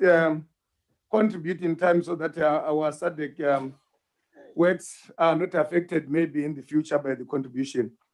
Regarding the House of the Secretary General, Madam President, this issue as well, we did discuss it in the last two plenary in time. I think it's time now we close it. It's time now we close it, so that we focus on other things for the further development of other issues, and our staff, maybe we increase our staff if time permits, because there are other countries which they did join the SADC bloc. The last one will be the, like Advocate Mudendev earlier alluded to, that the vehicle, if you know this machinery and plant and machinery, if it have taken time, at long last you'll have a lot of running expenses which were not supposed to be there.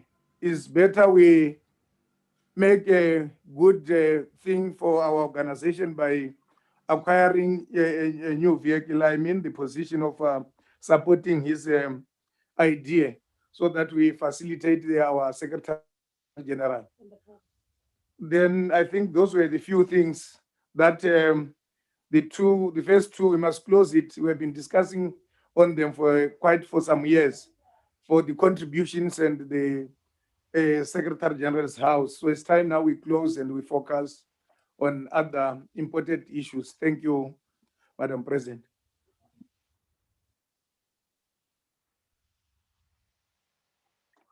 Muito obrigada, Excelência. Convido Sua Excelência o professor Peter Cachavivo.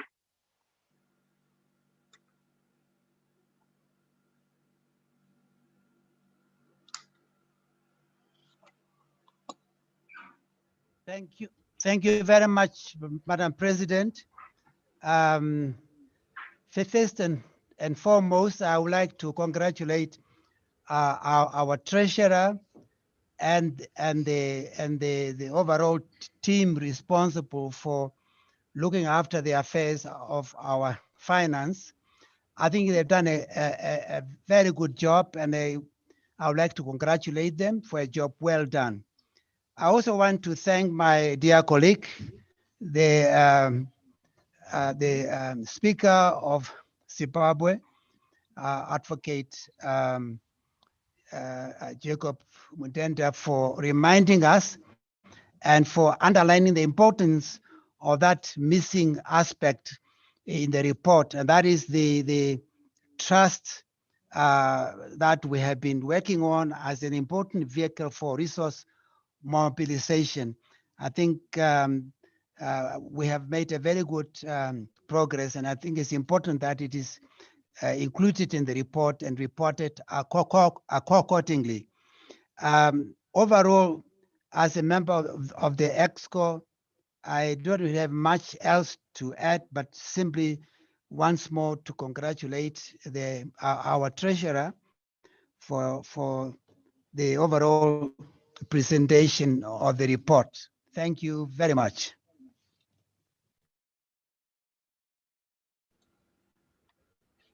Muito obrigada, Excelência. Convido agora Sua Excelência Kawala para responder às questões que foram levantadas. Excelência, faça favor.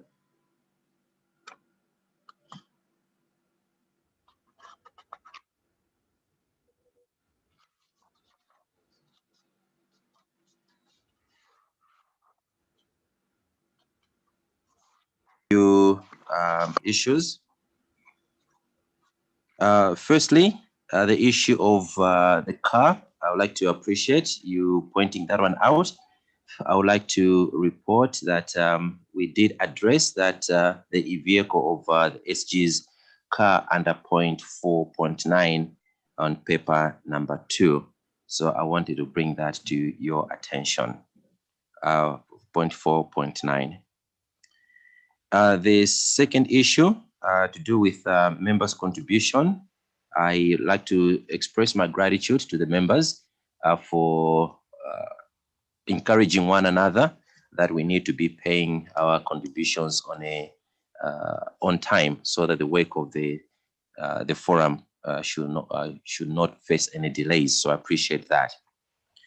The issue of the Secretary General's house, this issue, by providing the report, we're actually informing plenary that that issue has been closed because the SG has actually moved out of the old house, is now in the new house, and we're in the process of disposing of the other house. So as we said in the report, during the executive committee meeting, we said we should not dispose of the house in a hurry, because the market right now is not favorable for the seller. So we should not sell the house at a lower price than it is actually valued. So that is why we are saying we're going to re-advertise it, so that we can get a bidder who is going to pay the reserve price, or is going to pay more than the reserve price. So I just wanted to clarify on that one.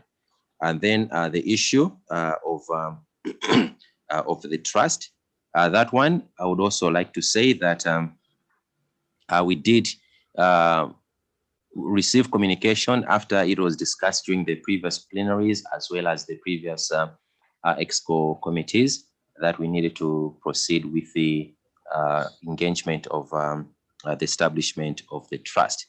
What has happened over the previous weeks is that when it was first presented and an undertaking was agreed to, the proposed budget was approximately 17,000. That is what was estimated. And then we were going to go ahead after everything was done. And then the charge was actually revised later on, and it was going to be more than what the actual cost and also beyond the limit that the SG could approve. That is administratively. So the reason why it hasn't appeared yet is because it has actually gone beyond what the SG and administratively are supposed to pay. It was recommended that it needs to be discussed again at the finance subcommittee, the new changes, because we got 2 communications back to back, and we needed to make sure that the finance subcommittee meets and discuss these 2 new communications and present to EXCO the developments that had actually come within a space of 2 days, so that a decision has to be made by executive committee and presented to plenary. So if you can allow me to report that at this stage, the issue of trust, it is actually ongoing and is going to be discussed at the next finance subcommittee and presented to the executive committee for ratification, so that we are on the same page and the trust is finally formed and is operational. Thank you very much, Madam President. Thank you very much, honorable members.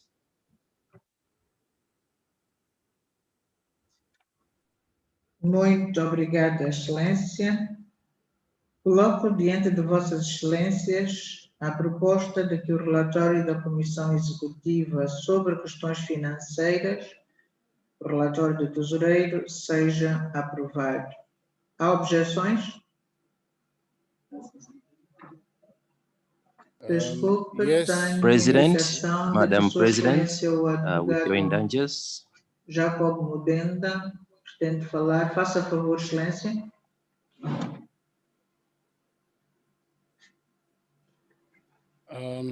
Thank you, Madam President. I respectfully disagree with the Treasurer on the question of the trust.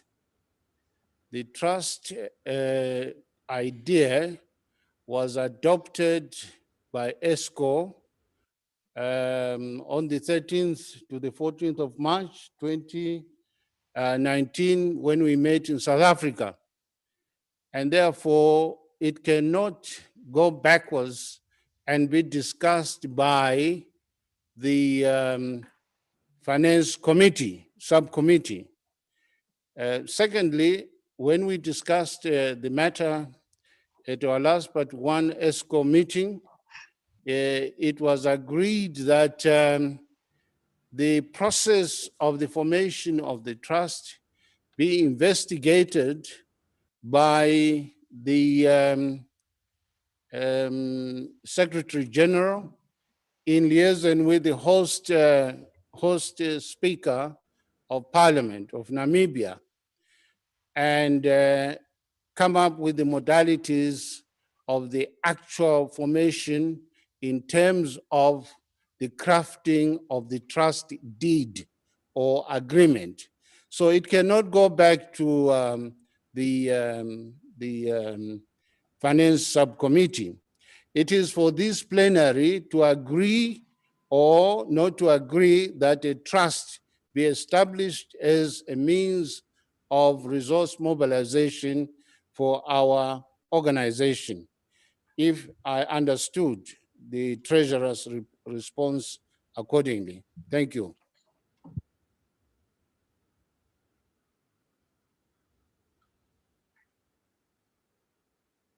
Muito obrigada, Excelência. Convido Sua Excelência o professor Peter Kajavivo. Excelência, faça favor.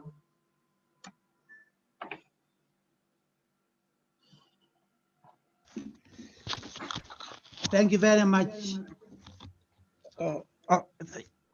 Thank you very much, Honorable President.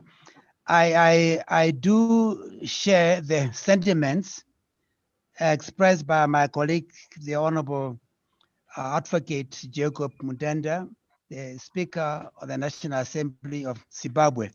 I think that was the understanding, and I might as well also add the fact that the Executive Committee also dealt with this issue, and what was outstanding in our view was the level of compensation that was necessary to cover the costs for the team that work on the formulation of the trust, and that was the missing link, because the amount of money required was above what our Secretary General is able to authorize. Therefore, the matter basically is back in our court. It is now up to the Treasurer to deal with that issue and to report formally to this body. I think that is where we are. And I share the concern expressed by my colleague, the Speaker of the National Assembly of Zimbabwe, that the matter should not be taken back, but should be dealt with right now. Thank you.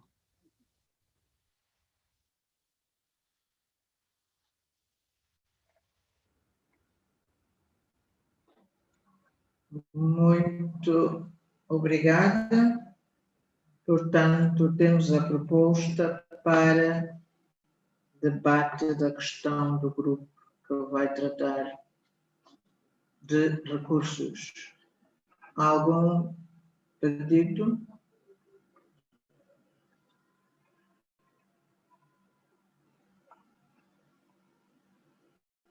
Não tenho indicação de nenhum pedido.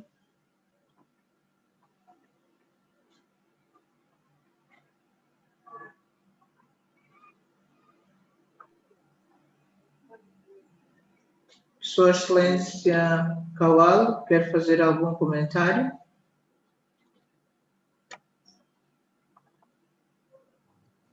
Thank you very much, Madam President and honorable members.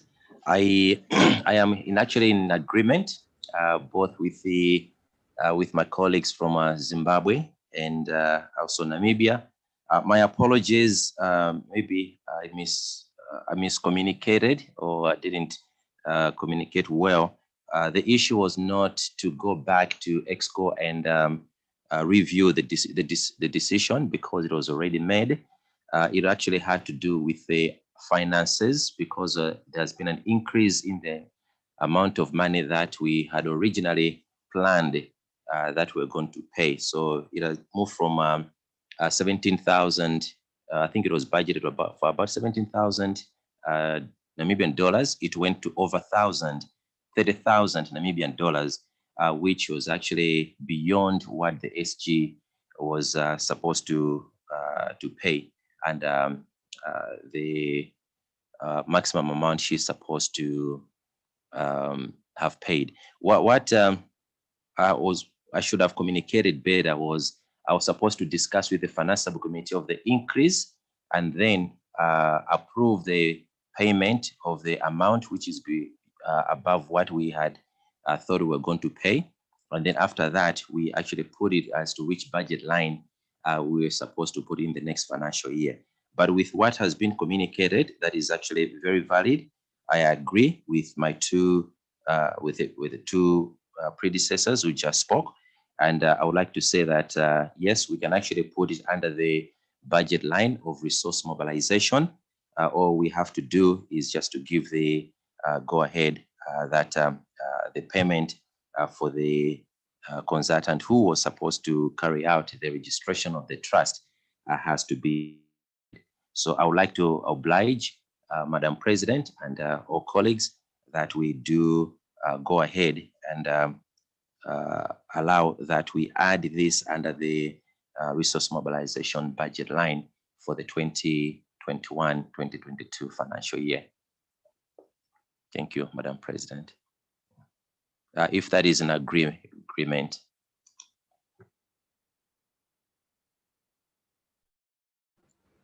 Muito obrigada. Feitas as considerações por Sua Excelência Kawal, coloco diante de Vossas Excelências a proposta de que o relatório da Comissão Executiva sobre questões financeiras seja aprovado. Há alguma objeção?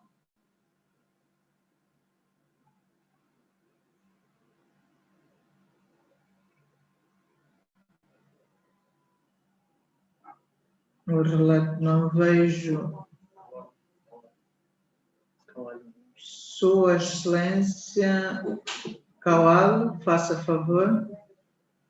Mas antes tenho Sua Excelência, antes de Sua Excelência Kawal, convido Sua Excelência o advogado Jacob Modenda. Excelência, faça favor.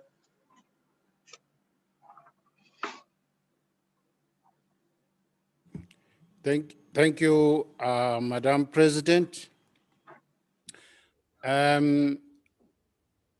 To carry on the matter of the formation of the trust, Zimbabwe is prepared to liaise with the host speaker and the Secretary General to persuade the notary public that has been identified in Namibia to bring down the cost.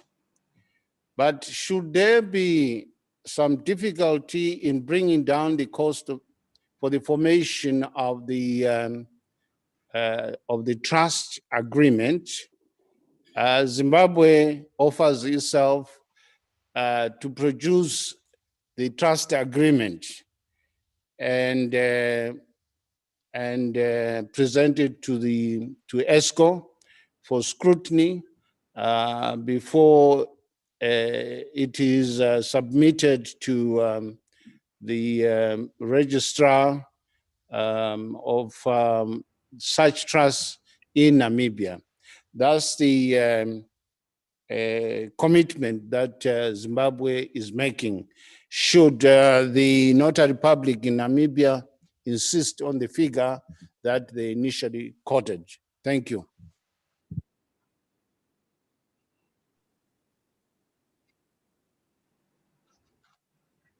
Muito obrigada, Excelência Advogado Modenda.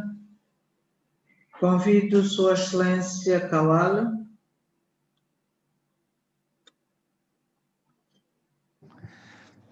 Thank you so much, Madam President and honorable members. Actually, I raised my hand at the beginning for something different, but now I'm going to talk about two things. The first thing is I would like to say thank you so much to the Parliament of Zimbabwe for the offer that you just made. And this is going to go a long way to help sort out some of the financial issues that actually the Secretariat were grappling with, especially with the issue of the trust.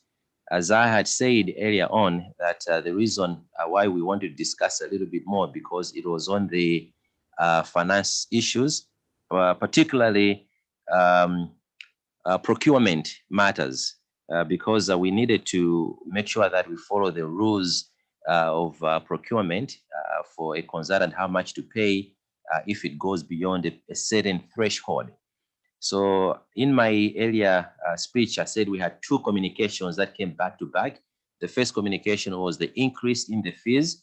And then the second communication within 2 days was the offer from Zimbabwe. So that had to be discussed. That's why I said we need to discuss at the financial committee. But since we've now dealt with that, right now, I think it's just a matter of us moving forward. And then we just need to be guided through you, Madam President, so that we can insert this as part of the discussions for as part of my report as we're moving forward with the trust issue, but specifically also thanking firstly the government of Namibia for undertaking the first phase of registering the trust, and secondly the Parliament of Zimbabwe for coming in to help with any other cost that might be able to come because of the changes in the prices of procuring a contractor. So that's the first thing I wanted to bring to attention, Madam President. I'm extremely grateful for that offer.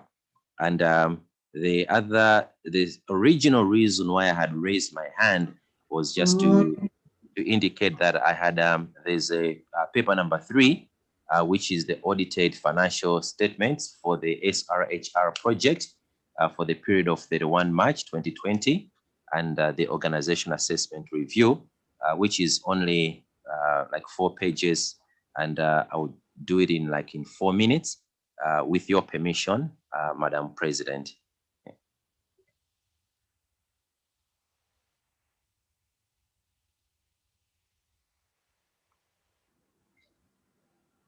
Está autorizado e registre que o pedido está aceito de inclusão no relatório. Well, thank you very much, Madam President and honorable members. Paper number 3 is on the audited financial statements of the SRHR project for the period of ending 31st March 2020 and organization assessment review. Firstly, the audited financial statements as of 31st March 2020, the Forum Internal Auditors, BDO Namibia, audited the financial statements for the period 31st March 2020 for the SRHR project. This is the audit report consisting of the financials as well as the management letter. In terms of accountability statement, the total grant received from CEDA for the year 2019-2020 was 15,424,274 Namibian dollars. The total expenditure for the same period was 519,346,000 Namibian dollars. And the unspent fund balance on 31st March was 537,734 United States dollars.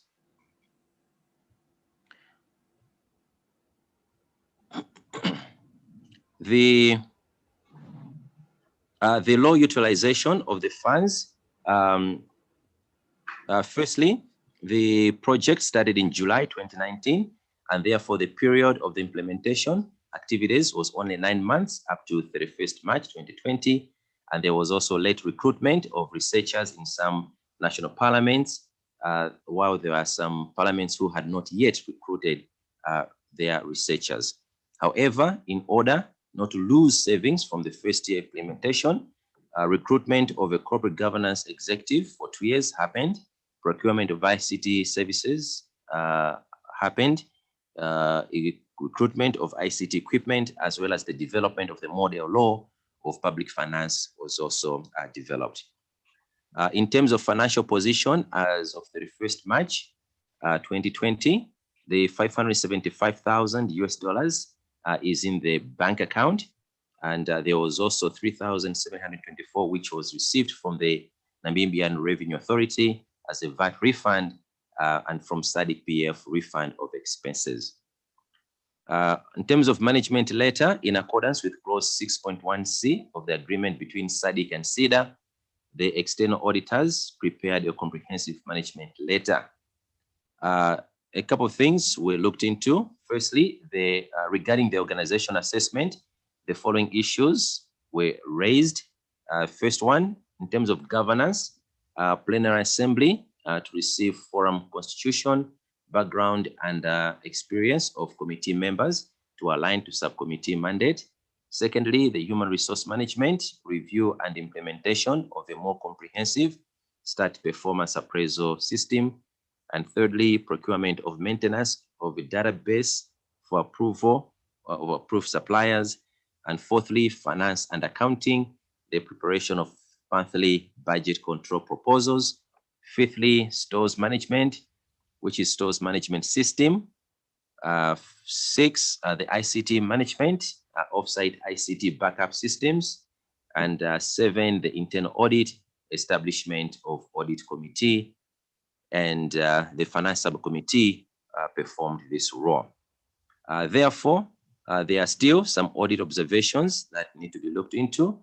1, stores management system for statutory and consumables.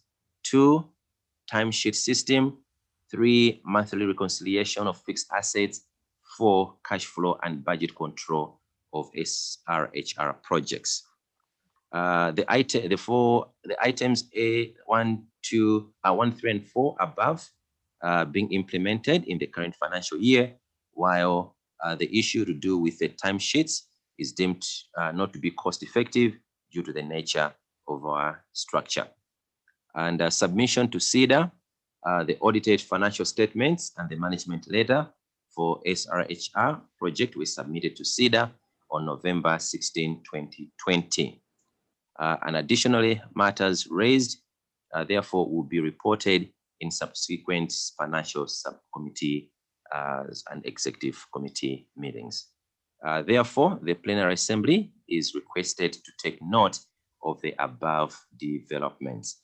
My apologies, Madam President, honorable members, that I have brought this final paper when plenary was in session, but it's important that we take note of it and form part of the decisions that we are going to make during this plenary. Thank you, Madam President.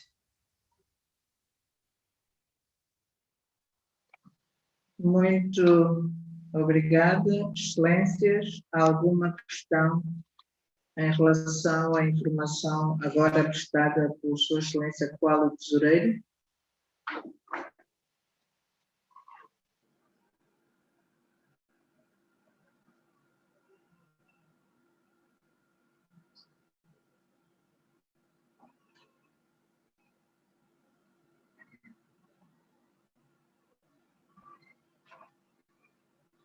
Não havendo, o relatório da Comissão Executiva sobre questões financeiras é devidamente aprovado.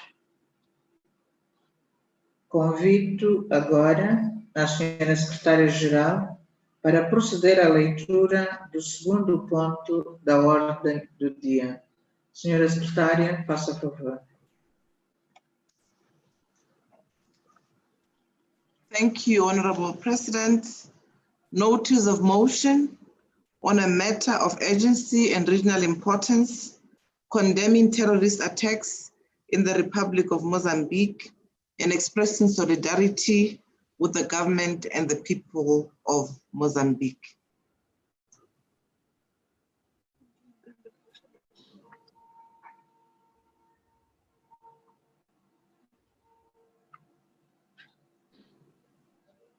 Muito obrigada.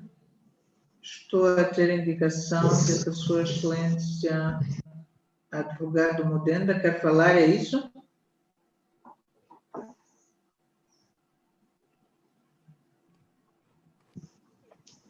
Honorable Speaker, Yes. Mudenda is the mover. Yes, I am the mover. Can I proceed? Sim, faça favor, Excelência. Thank you, Madam President. I move the motion standing in my name as follows.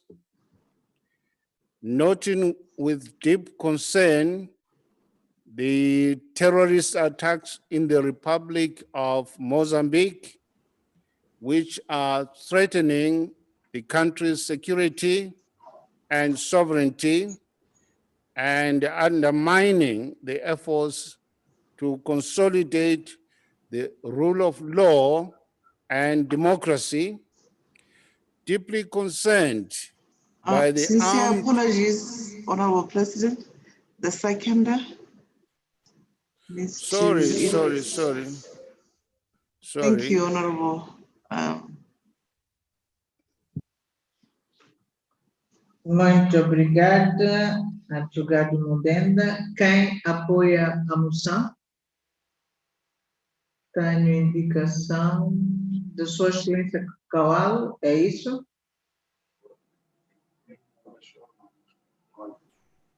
It is Honorable Josephine. Convido. Diakite.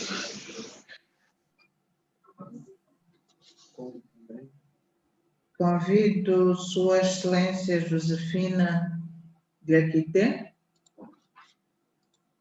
Sim, senhora. Muito obrigada, Excelência Presidente. Eu queria declarar que vou apoio à moção que vai ser apresentada por Sua Excelência, Presidente Mudenda. Muito obrigada, Presidente. Muito obrigada.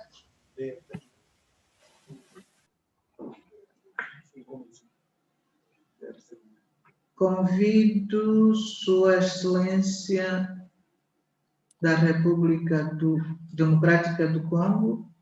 Excelência, faça favor.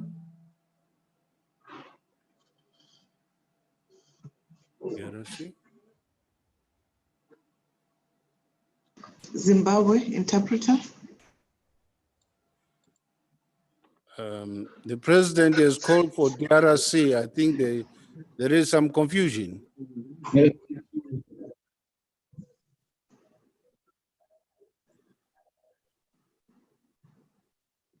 Merci beaucoup. Je suis donc Boniface Balamagé, deuxième vice-président de l'Assemblée nationale de la RDC. Madame la Présidente, je voudrais seconder la motion présentée par l'honorable président de Zimbabwe, l'honorable avocat Jacob Mudenda. Je vous remercie.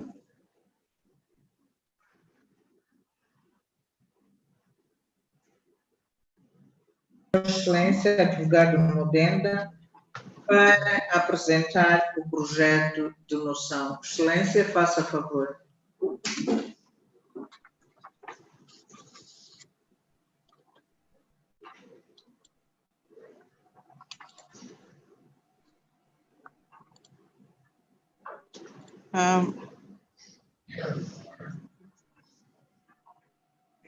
Thank you very much, Madam President. I move the motion standing in my name as follows. Noting with deep concern the terrorist attacks in the Republic of Mozambique, which are threatening the country's security and sovereignty, as well as undermining the efforts to consolidate the rule of law and democracy. Deeply concerned by the armed attacks which have resulted in the death of defenseless civilians, destruction of property and public infrastructure, and displacement of citizens.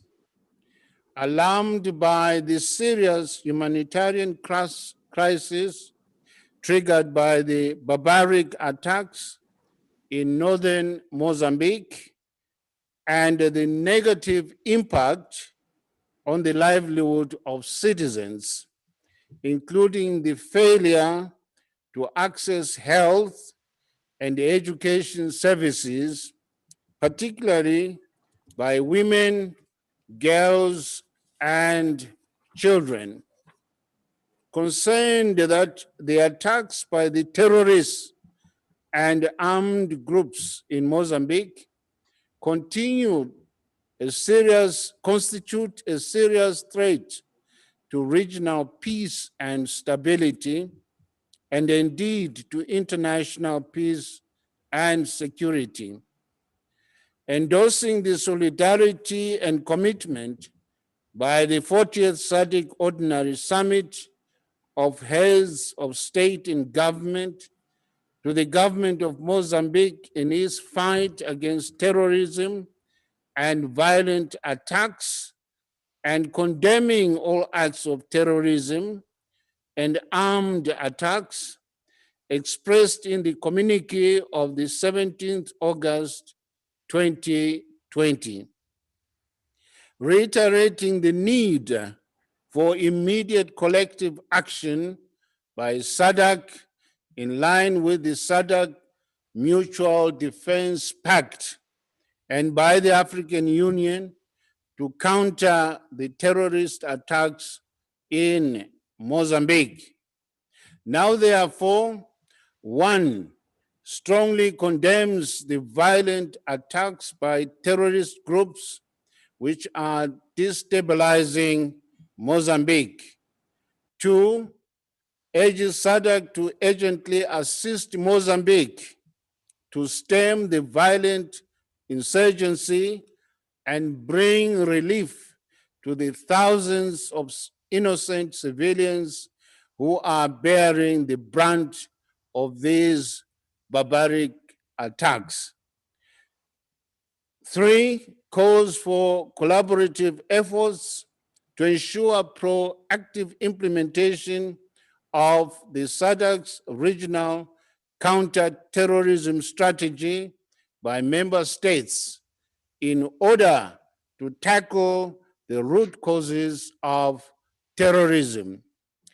And 4, calls on the SADC PF and national parliaments to promote actions of solidarity and support to the victims of terrorism in Mozambique.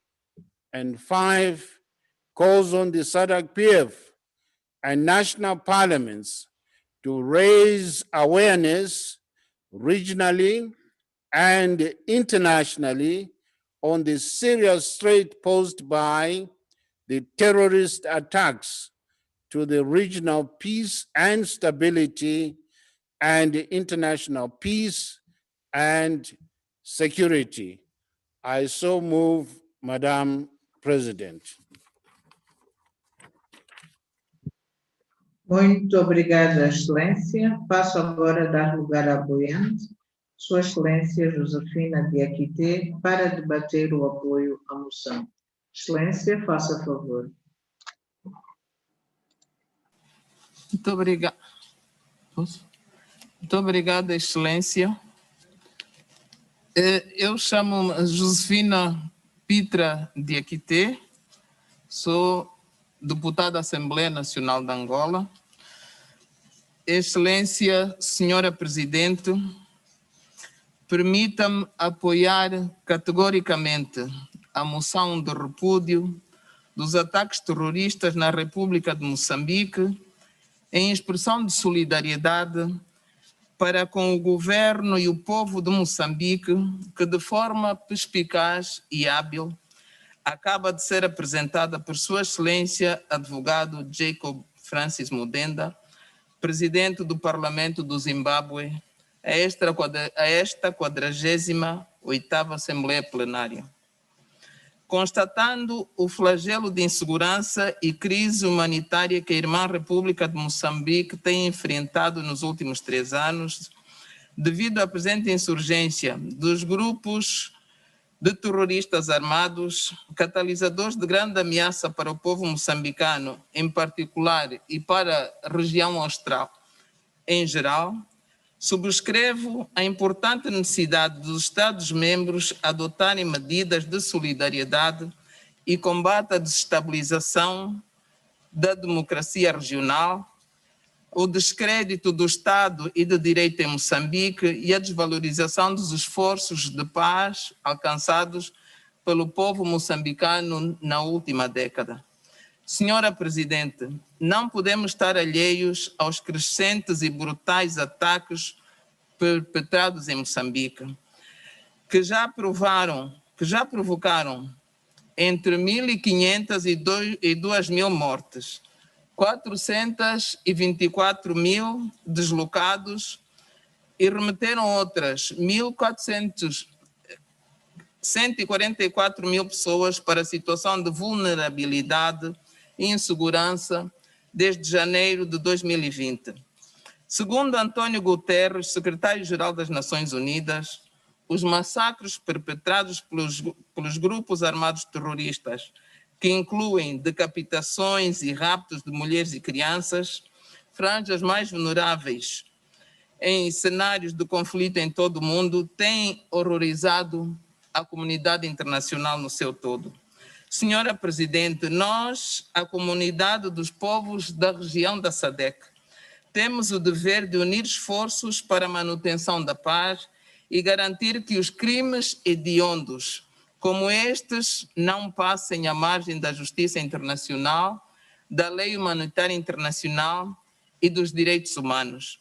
Subscrevo também os anseios de segurança regional do proponente, recordando a resolução 2396 do Conselho de Segurança e da Assembleia Geral das Nações Unidas sobre a cooperação internacional, o intercâmbio de informações para a fiscalização das fronteiras regionais contra a ameaça terrorista e o controlo do tráfico de pessoas, outras formas de crime organizado graves, bem como a identificação das vítimas.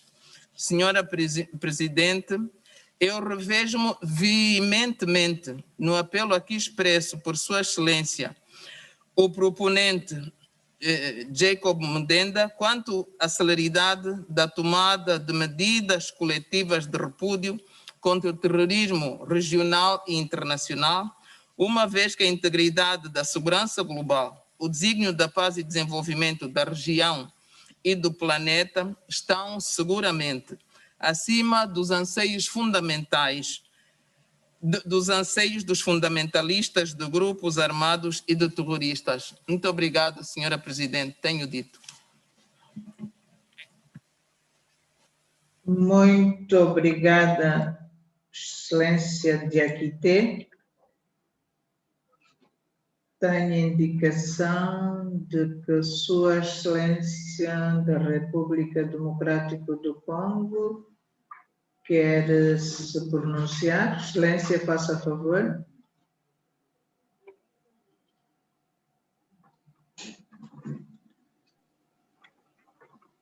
Merci, Madame la Présidente.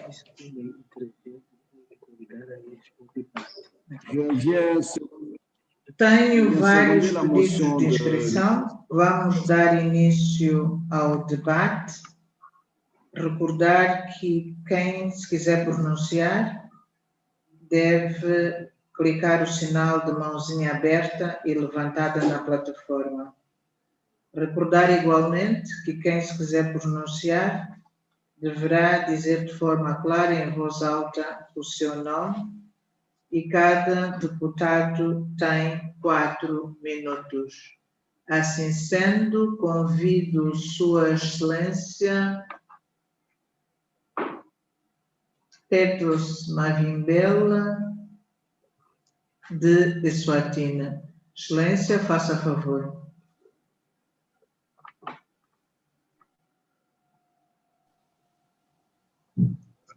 Good afternoon, Madam President. My name is Petros Mavimbela, the Speaker of the Kingdom of Eswatini. Madam President, as the Kingdom of Eswatini, we condemn such terrorist acts prevailing in our neighboring country. Terrorists are carrying out attacks in Mozambique. These attacks are indiscriminate, including in places visited by foreigners as well as foreign investors. Such acts are impacting on the economy, education, health, politics, and social welfare of the Mozambican populace.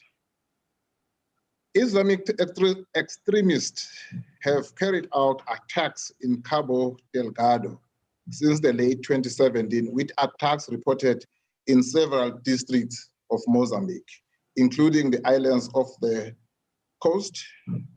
Militants have used explosives, machines, and firearms to conduct lethal attacks, including attacks on vehicles.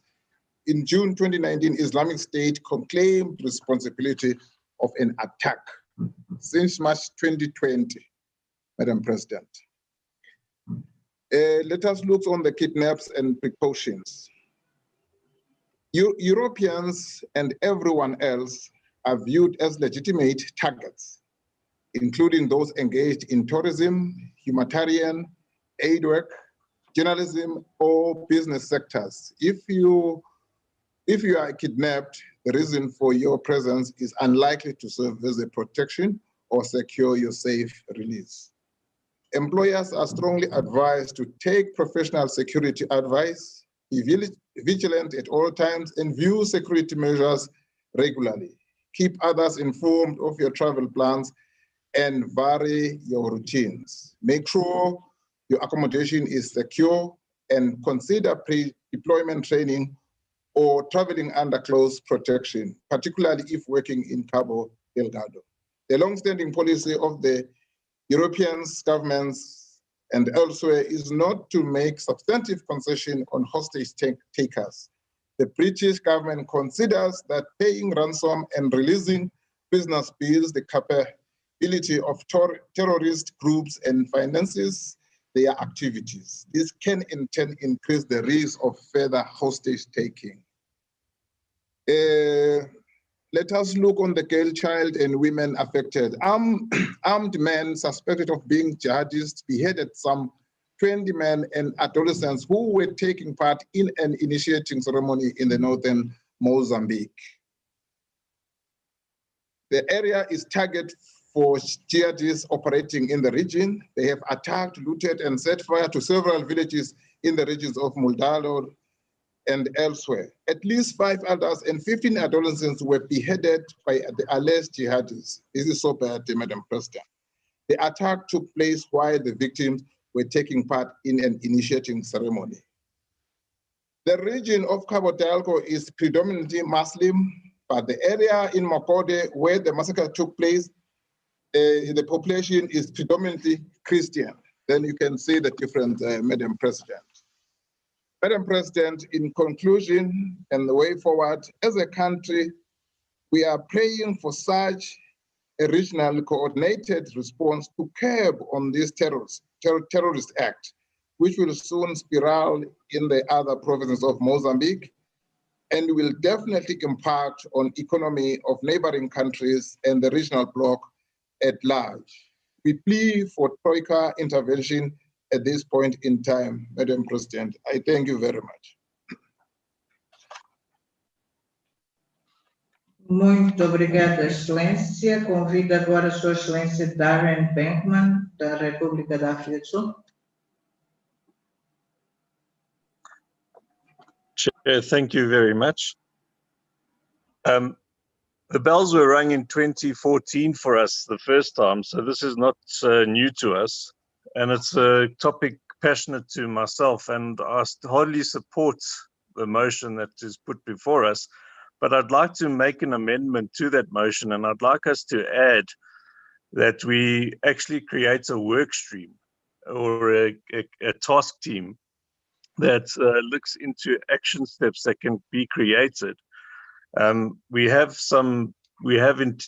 people that have got experience in this. For one, unfortunately, she's not our permanent member, but our leader of our delegation today, our honorable speaker, is one of the experts and could lead us, could give great guidance into insight into how to counter terrorism. We could also look to bodies in the East and the North that have experience into countering this terrorism. The problem with what we face now is coming out of COVID or still during COVID is that SADC is already vulnerable with our economy, and terrorism takes a lot from our economy in the sense that we already have to build on defense, we have to spend on policing and military, and that takes away from social development. So not only do we need to now take away from what would have been used for health efforts and social efforts, we now have to use cross-border assistance and mutual assistance. And what we need to call for is for all countries in SADC to be more vigilant and to start internally by making sure that fundraising and recruitment into terrorism is being policed internally, that we stop that from an internally, and that this task team from the SADC side starts looking at a checklist that we can use as countries, as SADC countries, to monitor that. Thank you very much.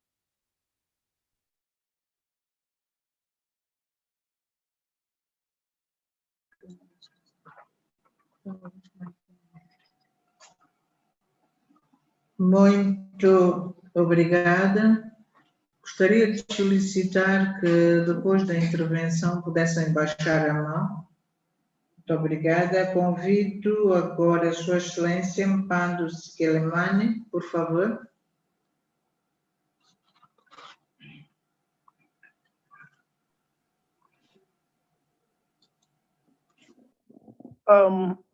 Thank you, Madam President. I am Honorable Majaha, Paulson Majaha from Botswana.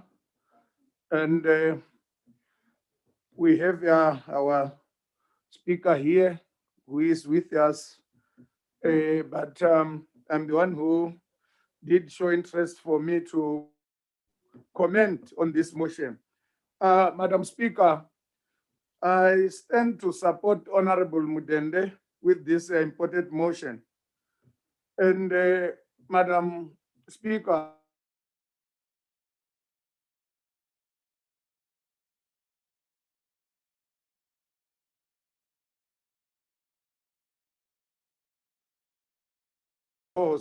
in some, and last 2 years ago, they were affected mostly by the floods, which did terrorize people in some of the regions. Like now we hear these terrorists who are in the northern Mozambique. So as the SADC bloc, Madam President, we ought to act swiftly, quickly to abolish this or to dismantle these terrorists who are in that region, because this thing will end up being in all over the SADC countries if we can let it maybe taking our time, mostly concentrating on the COVID. We know COVID is something which have affected the world, but for the meantime, we must act to fast track and stop this terrorists to gain confidence or to cross borders in other countries. And I think it's time now we talk to our defense ministers of the region, for them as well to have a meeting and to see strategies how they can start to combat these terrorists who are making it difficult for the people, especially in the northern Mozambique, especially women and the girls who are normally mostly vulnerable and affected by such bad activities. And actually, it's time now to even include other players like the African Union and even the international world pertaining this civil war, because now it will be like a civil war. Should they penetrate and be in the region, they will soon affect our region, because we know that our borders in other countries still we are not secured mostly. So they are using routes like the Namibian, that side, Malawi. So you'll find that it's not only Mozambique for now. A number of countries have been affected. So I strongly and stand supporting this motion that at least we must do something now, so that maybe in the next meeting we'll have something which will be reported by SADC PF, that steps we have taken to combat this. I thank you, Madam President.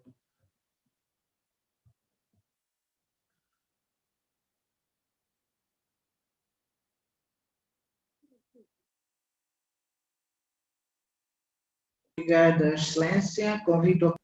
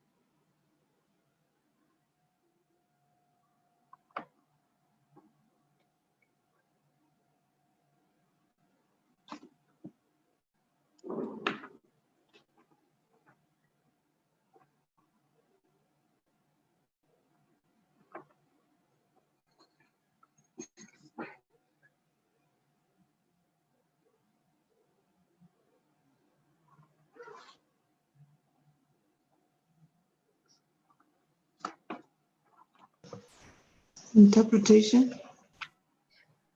Kindly repeat.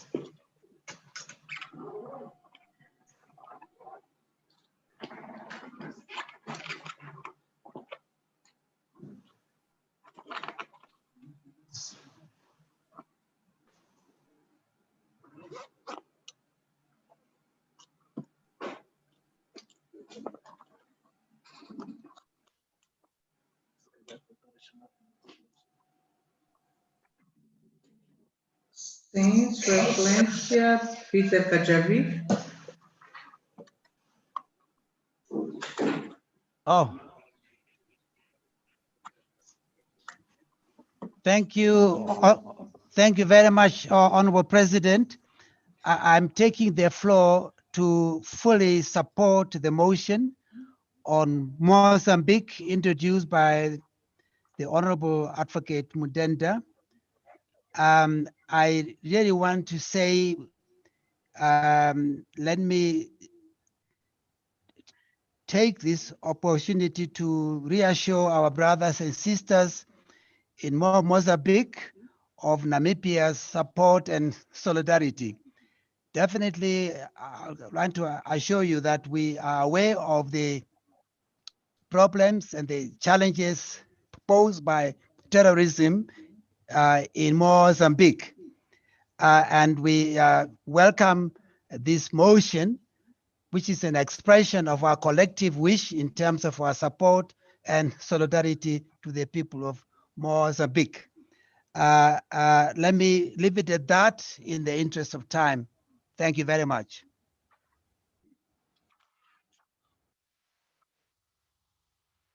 Muito obrigada, Excelência. Convido agora a Sua Excelência Kawala.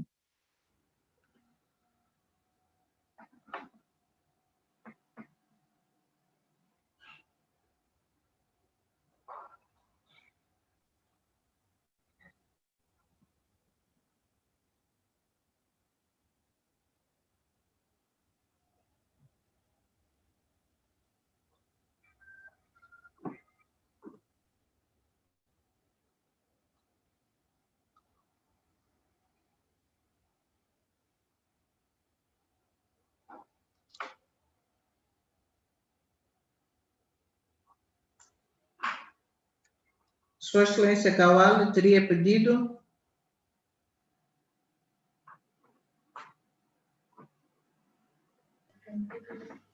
No, Madam President, I did not request for the floor.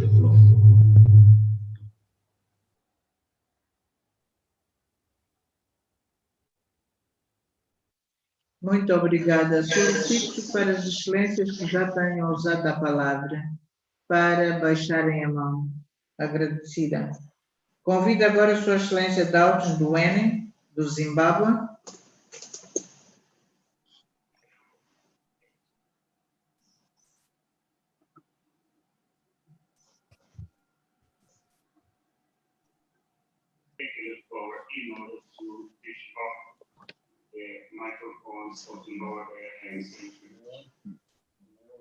It's me. It's me. It's me. Thank you. Thank you very much, Madam President.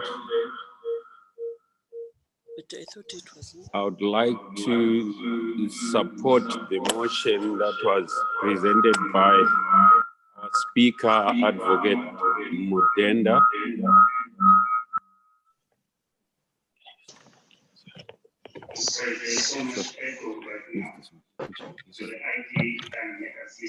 Okay. This one. My apologies.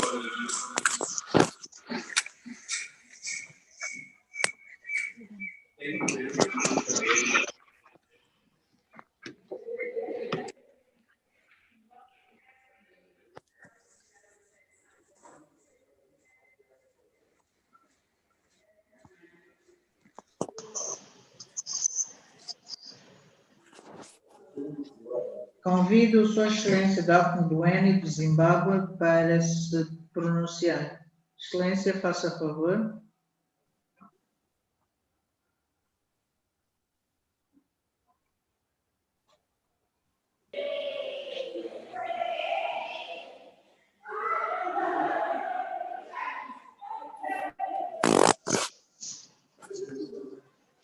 Comrade.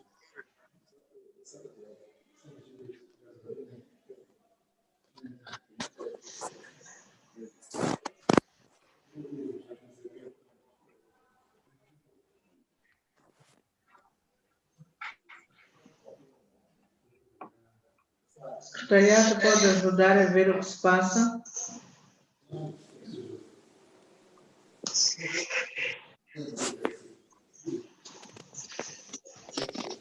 Indeed, Honorable President, we are working on it.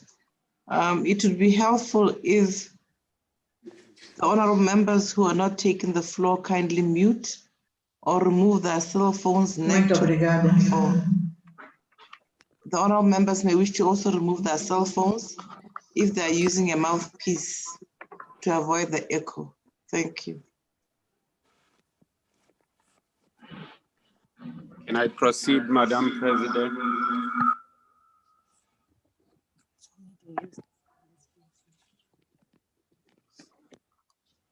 Sim, por favor.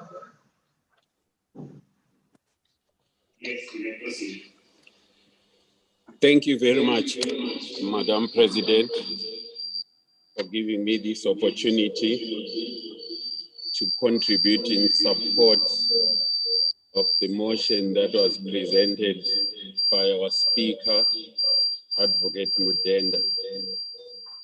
Madam President, this insurgency or terrorism, as we may call it,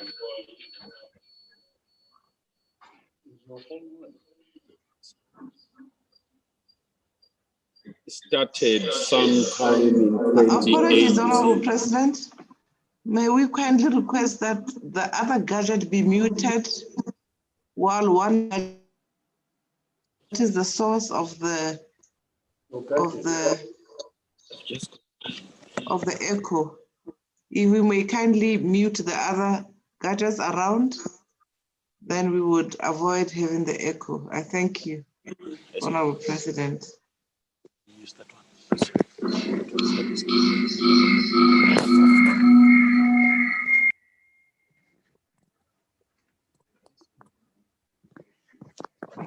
Thank you very much. My apologies.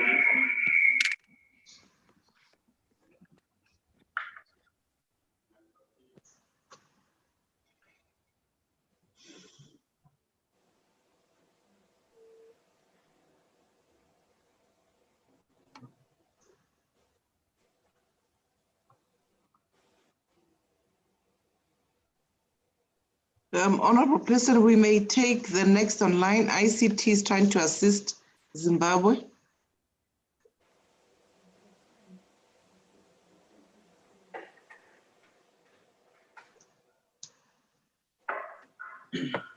Certo, o convido também do Zimbábue, Sua Excelência Goodluck Quaramba. Ele está em condições de intervir ou não? Also from Zimbabwe. Will he be in a position to take the floor or not?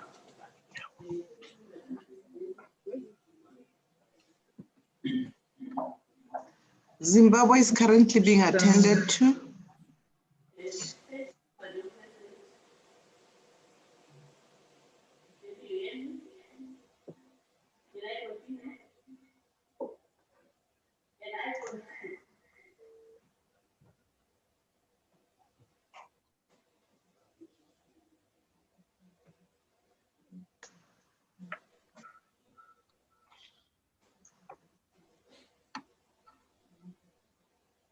Host, kindly advise. Madam President, can you hear me? Yes, we can hear you. Okay, thank you very much. I also want to support.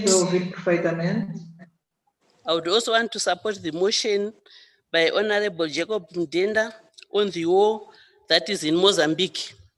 Mozambique was involved in a protracted war and got its independence in 1975 on the 25th of June, making it a sovereign state.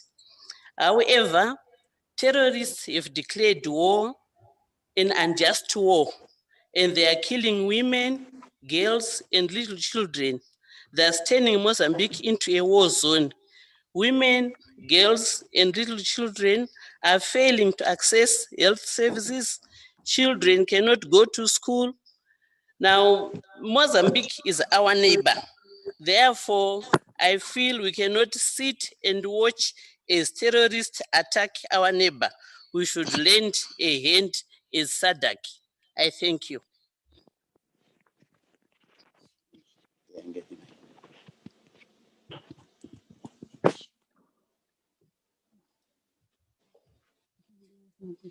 Obrigada, Excelência. Convido agora a Sua Excelência Advogado Mudenda para se pronunciar à volta das questões levantadas. Excelência, faça favor. Very much. I now would like to give the floor to Honorable Advocate Mudenda to pronounce himself in relation to the comments on the motion. Am I on? Thank you, Madam President. I am extremely encouraged, Madam President, by all the honorable members for their passion. There is some interference, Secretary General. Apology, Honorable Speaker. The lady holding the cell phone, may kindly. Thank you. It is all in order now, Honorable Speaker. You may proceed. Thank you, Madam President. I'm encouraged by all the honorable members for their passionate enthusiasm with which the motion has been responded to the call to deal decisively with the threat to peace and security in Mozambique. There is need to take proactive action against this terrorist scourge with the urgency it deserves. Terrorism, in whatever nature and stature, should be nipped in the bud. It is counterproductive, retards progress, and hinders the citizenry from focusing on peaceful development. Mozambique has made strides in economic development. I therefore urge all the organs at both SADC summit level as well as at the AU level to put in place concrete measures to assist our Mozambique comrades to root out these terrorists out of Mozambique. I thank, in brief, all those who have contributed, and I hope that this motion will have the desired results. Thank you very much, Madam President.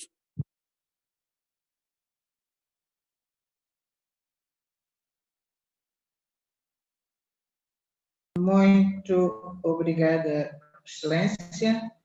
Coloco diante de Vossas Excelências a proposta de que a moção sobre a questão de urgência e de importância regional, condenação dos ataques terroristas na República de Moçambique e manifestação de solidariedade para com o governo e o povo de Moçambique seja aprovada. Objeções? Não vejo. A moção sobre a questão de urgência e de importância regional, condenação dos ataques terroristas na República de Moçambique e manifestação de solidariedade para com o governo e o povo de Moçambique é devidamente aprovada. Excelências, permitam-me que use este momento para agradecer as manifestações de apoio e solidariedade para com o governo e para com o povo de Moçambique. Tomamos nota das sugestões aqui apresentadas e faremos chegar ao governo. Muito obrigada. Convido a senhora secretária-geral para proceder à leitura do terceiro ponto da ordem do dia. Senhora secretária, faça favor.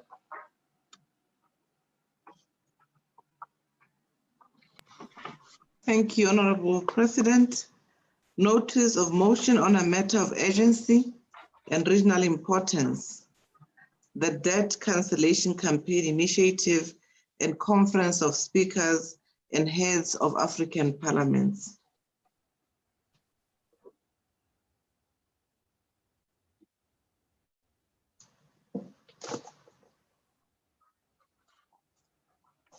Muito obrigada. Convido Sua Excelência Presidente Thandi Modise, da África do Sul, para a notificação do projeto de moção sobre a questão de urgência e de importância regional, a iniciativa da campanha de cancelamento da dívida e a conferência dos presidentes e chefes das delegações dos parlamentos africanos. Excelência, faça favor.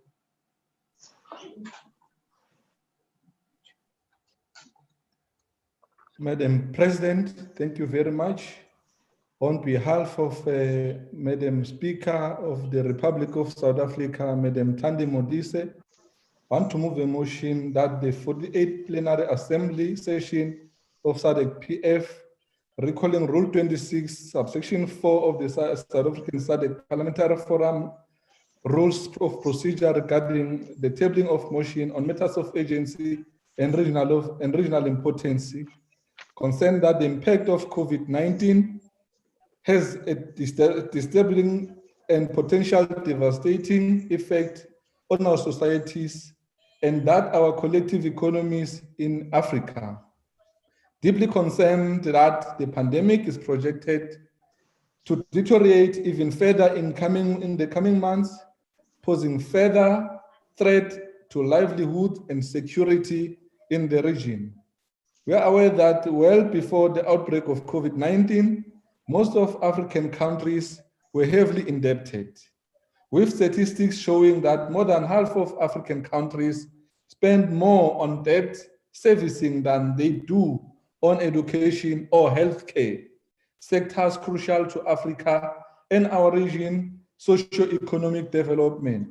Appreciating, Madam President, that globally, a range of voices, including a head of state and government of African Union, continue to advocate for the cancellation of Africa debt in light of these executing circumstances, emphasizing that as a lawmakers and custodian of our respective democracies, we have responsibility to join this global effort in canvassing for the cancellation of Africa's debt, especially during the ongoing of COVID-19 pandemic, stressing that we need to have more cohesion Pan-Africanist parliamentary voice to support the global campaign for Africa's debt cancellation. Considering that the establishment of the Conference of Speakers and Heads of African Parliament has officially launched in October 2020 by the speakers of the parliaments of Nigeria, Ethiopia, Ghana, Kenya, Rwanda, Senegal, and South Africa. Noting that COSAP overall goal to foster collaboration between speakers and presiding officers across Africa to jointly tackle challenges impacting our continent and build the opportunities for collective growth towards advancing the African developmental agenda.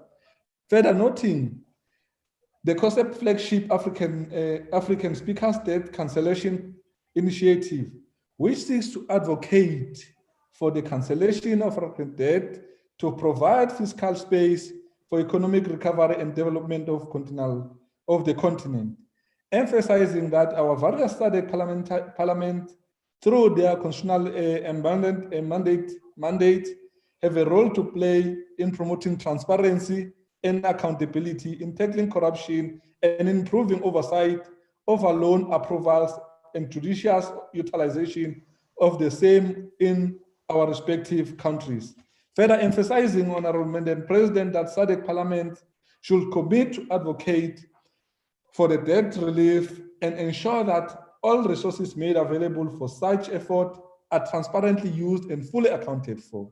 Now, therefore, I urge SADC members parliament to join and support the Conference of Speakers and Heads of African Parliaments and African Speakers State Cancellation Campaign initiative and calls on members of parliament to support this motion and pledge to advocate debt cancellation as a remedy to the current dilemma of the region and the continent is facing. I so move, Honorable Madam President, and thank you very much.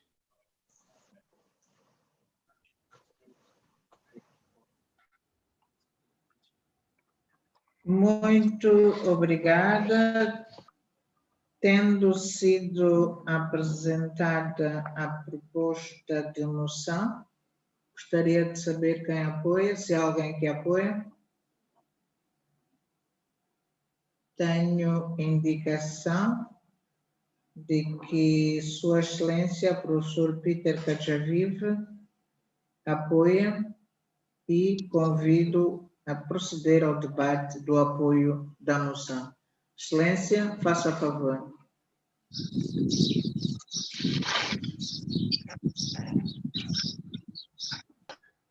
Thank you very much, Madam President.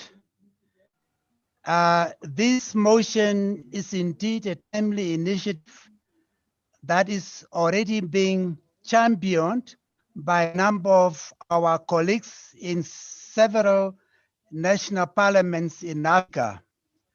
Through these efforts, if successful, our governments will be in a better position to stimulate and boost social spending, easing of pressure on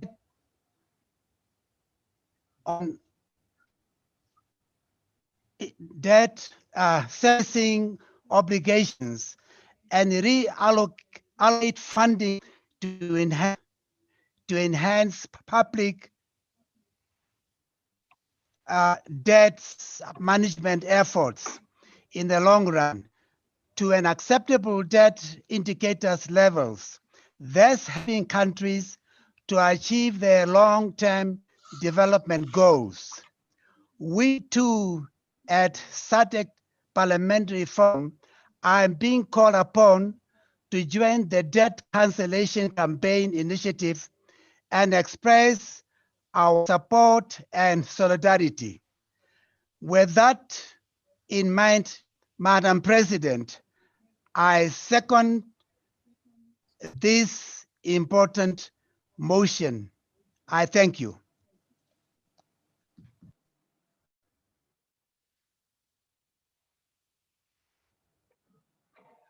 Muito obrigada, Excelência. Passemos agora ao debate da moção. Recordar que os pedidos de intervenção são feitos clicando no sinal da mãozinha aberta e que cada deputado tem 4 minutos. Excelências, façam favor.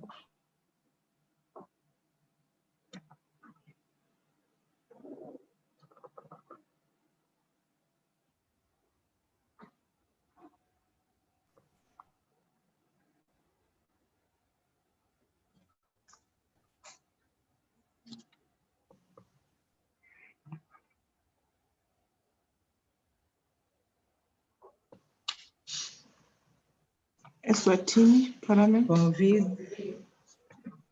Convido Sua Excelência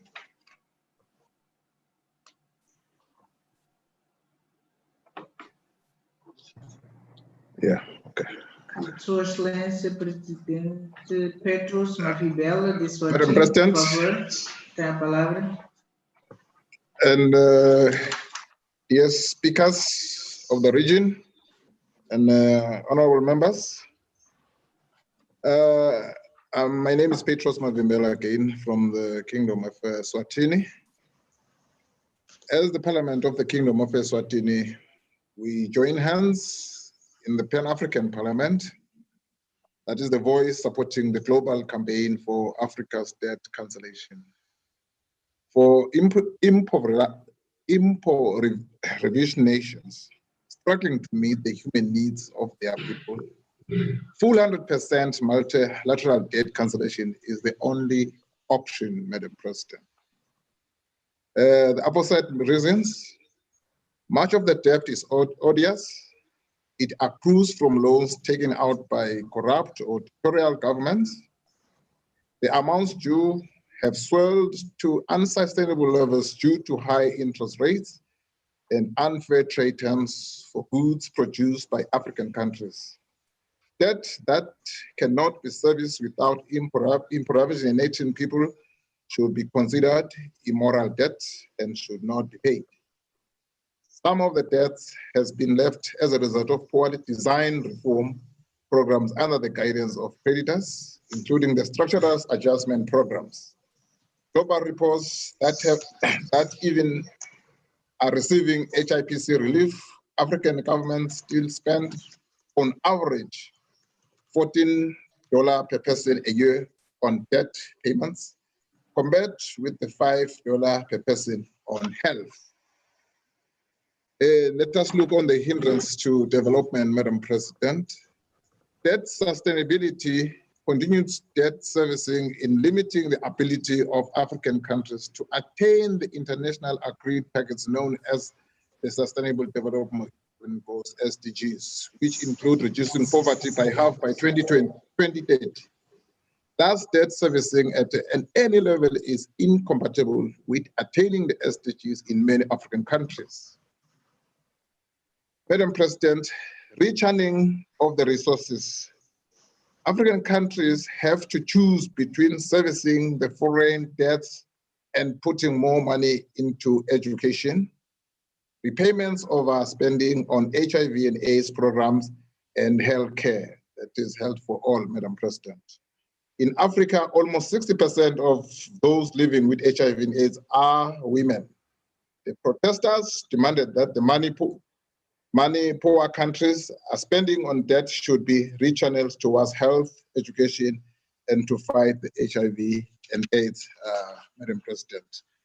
The global campaign movement is pushing for the debt relief for Africa nations and other poor nations due to the COVID-19 pandemic be extended to cover all of year 2021. The movement called 1 year's debt relief is one of the fastest, most effective means of freeing up cash in developed country budget. The recent G20 agreement to suspend debt repayment for the poorest countries for the rest of the 2020 will free up some badly needed cash whilst aiding infrastructural development. In conclusion, Madam President, we plead for the world to heed to our campaign for the debt cancellation as the continent. Madam President, I support the motion. Thank you very much.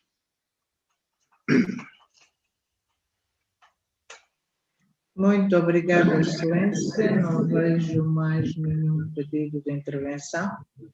Assim sendo, convido Sua Honorable Excelência, Speaker from the DRC, Beckman, para fazer comentário.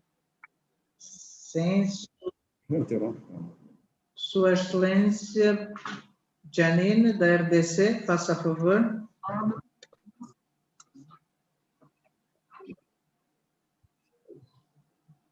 Honorable Président du Forum de la SADC, honorable Président des Assemblées,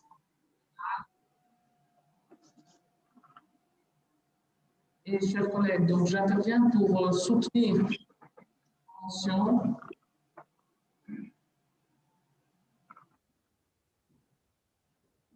la motion et la campagne d'annulation de la dette portée par notre collègue d'Afrique du Sud. Alors, comme vous le savez, la question de la dette en Afrique est une question historique qui devient un fardeau. Et ceci est devenu encore plus pressant avec la pandémie du Covid.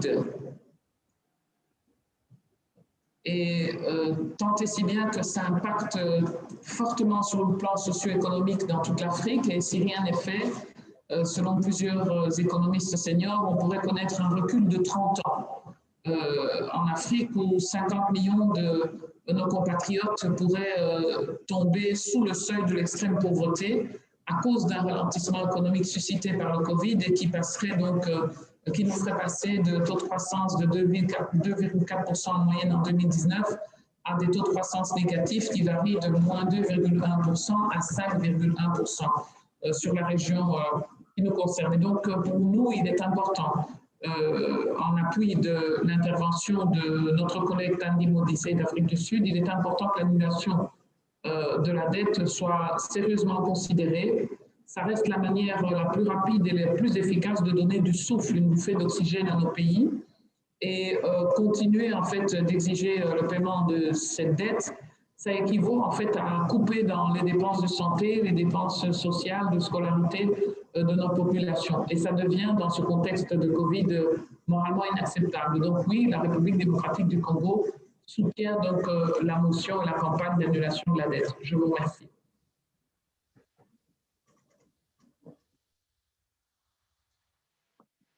Muito obrigada, Excelência. Convido Sua Excelência Professor Peter Kajaviv, por favor.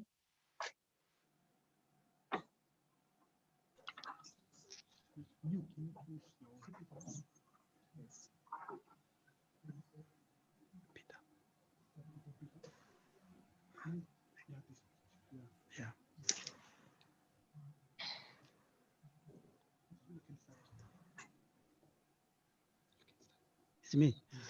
Thank you very much. And I wish to express a particular thank you to Madam President for giving me another opportunity to make a brief contribution. And this is simply to say this year, the entire world continues to be confronted by the emergence of novel coronavirus known as COVID-19. The measures introduced to contain and cap the spread of this virus, such as the lockdowns implemented across the nations, to a shutdown of economies around the world. And as a result, many countries have started recording negative GDP growth. The triple effects of these lockdowns in various nations, and by extension, the slowdown of regional, continental, and global economic activities. As you can imagine, this has placed enormous strain on the livelihoods of our people. With that, Madam President, once again, Namibia would like to support this motion. Thank you. Muito obrigada, Excelência. Convido Sua Excelência Tsepanga Mocena do Lesotho. Excelência.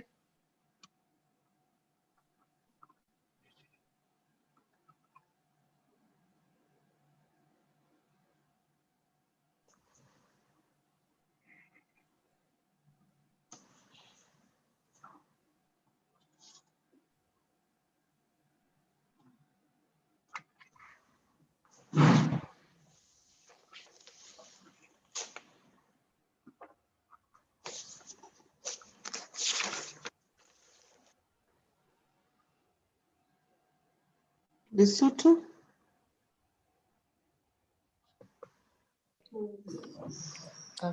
Thank you very much, Madam President. This is a very complicated subject. We are asking for debt relief from countries that are also heavily indebted. That's what complicates the matter. But it is a fact that those African and poor countries. Sincere apologies, Honorable Speaker. May I kindly request that those who are in your office mute their audio? They may kindly mute their microphones to allow for the Honorable Speaker to be much more audible. Thank you. Thank you, Madam President. I was saying that for poor countries in Africa, we can hardly make our ends meet. So the plea for debt relief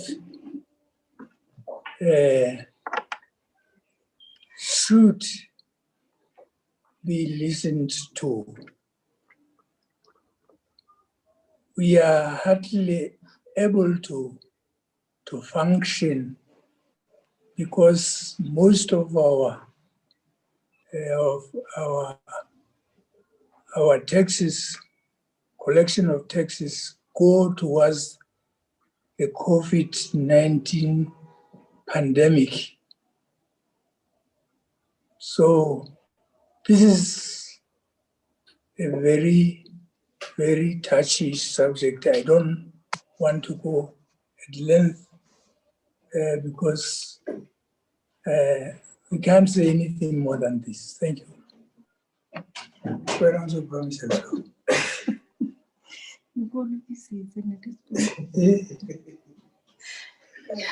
Obrigada.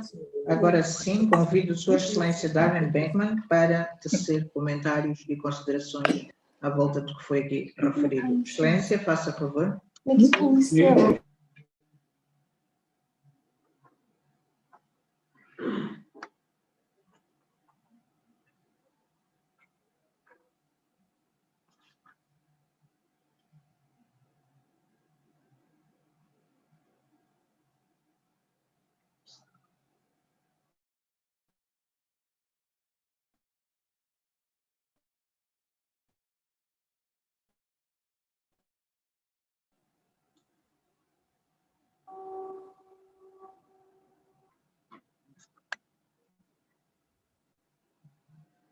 Convido Sua Excelência da República da África do Sul, que fez a apresentação em nome de Sua Excelência Thandi Modise, para fazer comentários. Excelência, faça favor.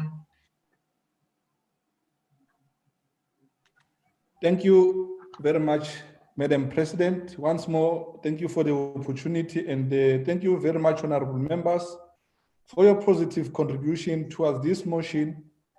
It is really appreciated, honorable members, because this matter is a very important matter that we're dealing with.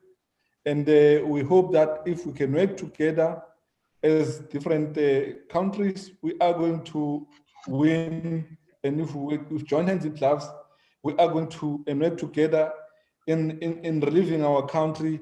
We are indeed going to, everything is going to be possible. With these few words, Honorable Madam Speaker, I want again to thank all honorable members who contributed towards this motion. Thank you very much. I submit. Muito obrigada, Excelência. Coloco diante de Vossas Excelências a proposta de que a moção sobre a questão de urgência e de importância regional, a iniciativa da campanha de cancelamento da dívida e a Conferência dos Presidentes e chefes das delegações dos Parlamentos africanos South Africa, kindly assist us with muting your microphone. Alguma objeção? A moção sobre...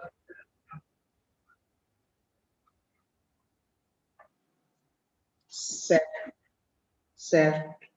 Coloco diante de Vossas Excelências a proposta de que a moção sobre a questão de urgência e de importância regional, a iniciativa da campanha de cancelamento da dívida e a Conferência dos Presidentes e chefes das delegações dos Parlamentos africanos seja aprovada.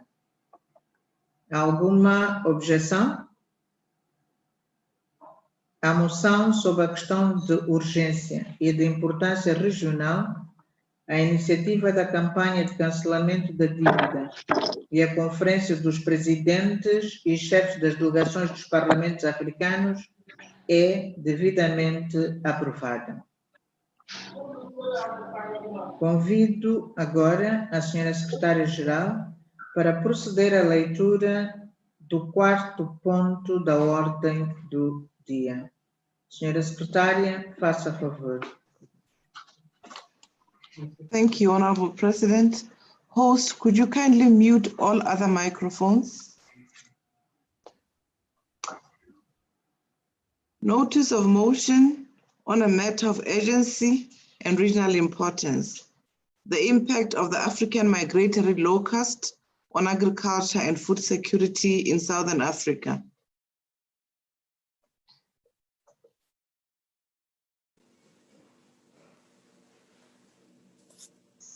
You may unmute the President, please.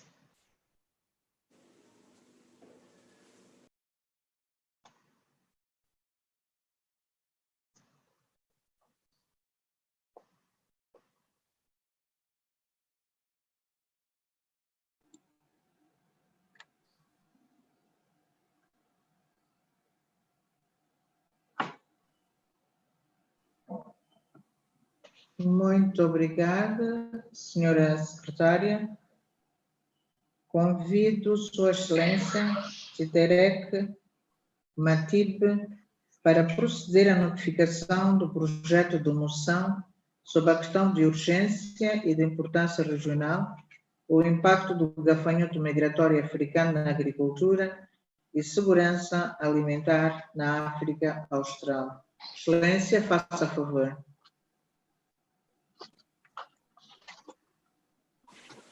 Thank you very much, Madam President. I move that the 48th Plenary Assembly do adopt the motion on a matter of urgency and regional importance, which is the impact of African migratory locust on agriculture and food security in Southern Africa. Madam President, apologies, Honorable Baldwin. You may just move the motion your name and await the seconder. I so move, Madam President.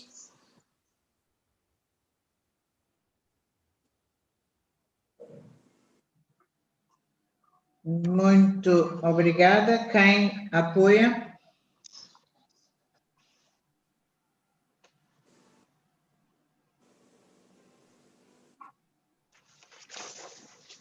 Honorable Mohadi, Honorable Tombazani Mohadi.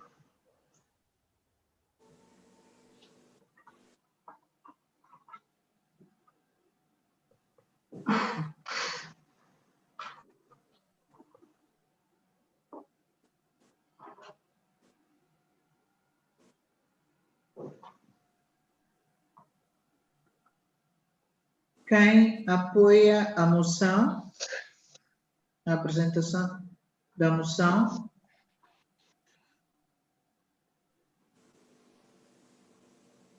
It is Honorable Tombazani Mohadi from Zimbabwe. Yes, I second the motion on behalf of Honorable Mohadi from Zimbabwe, Madam President. It's Honorable Ndiweni.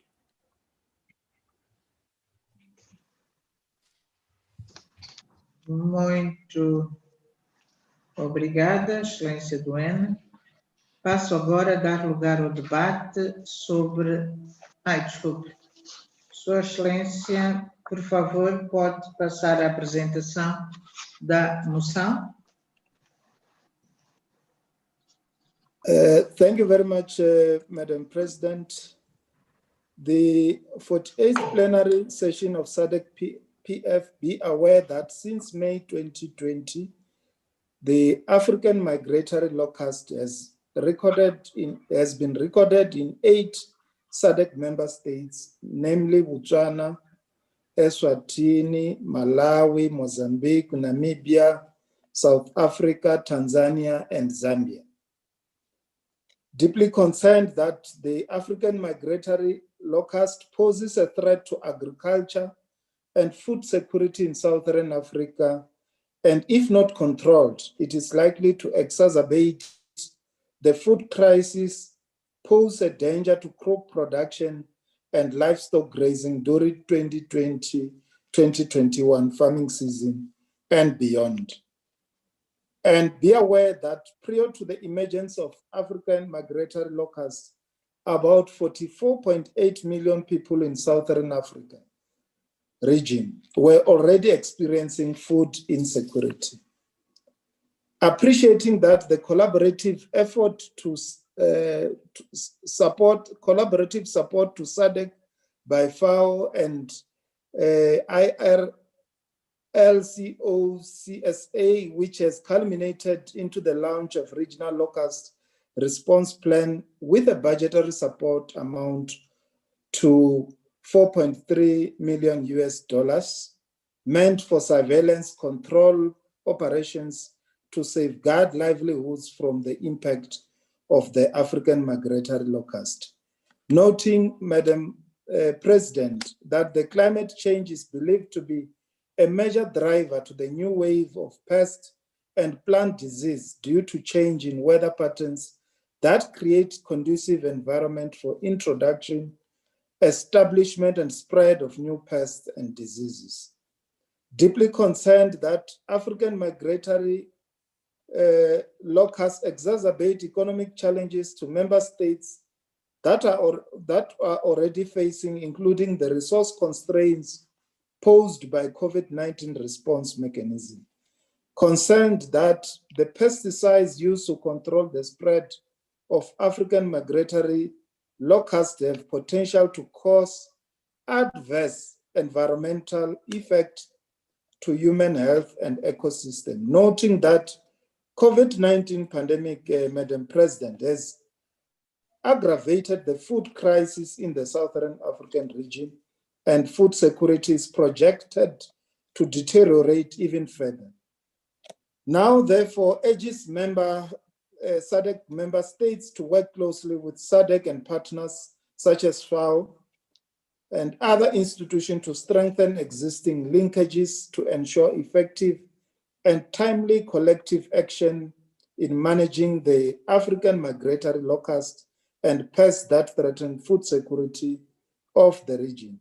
Encourages, Madam President, member parliaments to advocate and lobby their respective governments to adequately fund and capacitate institutions mandated with the responsibility to manage the spread. Calls upon member states to adopt integrated pest management system in managing the locusts in order to effectively control the further spread of pests. Urges all SADC member states, Madam President, to collaborate with International Red Locust Control Organization for Central and Southern Africa in order to benefit from intervention that are being explored to control the spread. Encourages member states to periodically carry environmental impact assessment in order to ascertain the environmental damage that may occur as a result of the use of chemical pesticides in pest control. Further encourages member states, Madam President, to adhere to the guidelines of Rotterdam Convention to protect human health and environment when disposing chemical pesticides used to control the pests.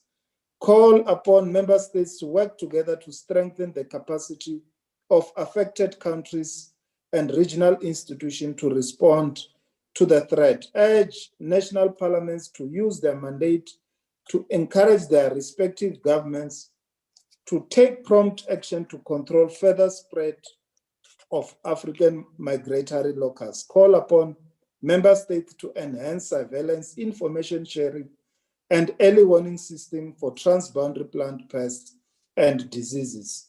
Appeal to member states to reinforce efforts towards addressing the issue of climate change, as it is evident, Madam President, that it has far-reaching effects on both human beings and the environment. I so move, Madam President.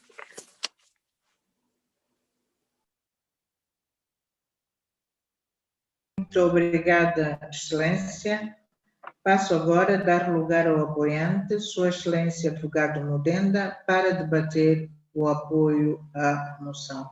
Faça a favor, Excelência. Thank you very much, Madam President. Madam President, I rise to support the motion on the report of the Food, Agriculture and Natural Resources moved by Honorable Matibe. Madam President, I wish to add my voice to the concern raised by the mover of the motion regarding the imminent threat to food security in Southern Africa as a result of the African migratory locust. It is noteworthy, Madam President, that even before the advent of the locusts, the agricultural sectors of most Southern African countries were already struggling as a result of the negative impacts of climate change. Therefore, the problem of locusts has merely exacerbated the situation. While appreciating the efforts that countries are undertaking to mitigate climate change, it is imperative for member countries to intensify these efforts given the nexus between the influx of pests and climate change. Madam President, I echo the mover's sentiments that as we strive to control the spread of African migratory locusts, we should be wary of potential adverse human environmental impacts which may be caused by the use of chemical pesticides. The call, therefore, is for member states to take a deliberate step and direct resources towards research that will culminate into the production of biopesticides.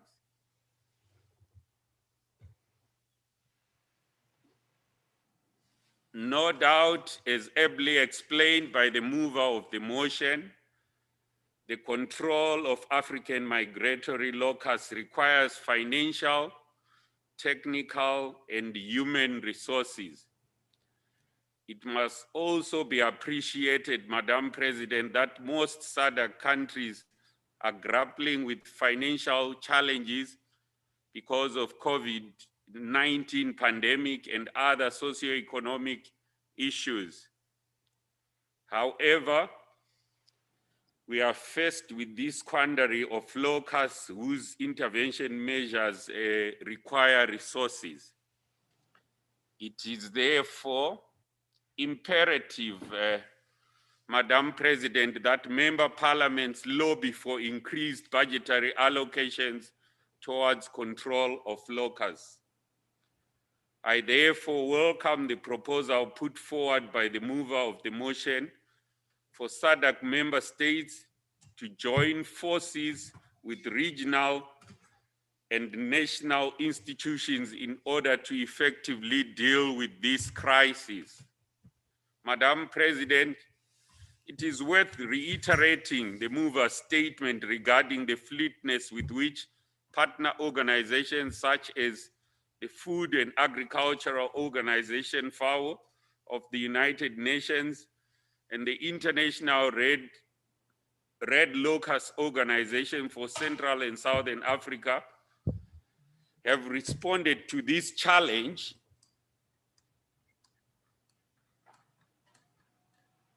Sorry, Madam President, I will take it again. They've responded to this challenge and the corresponding assistance that has been rendered to affected countries.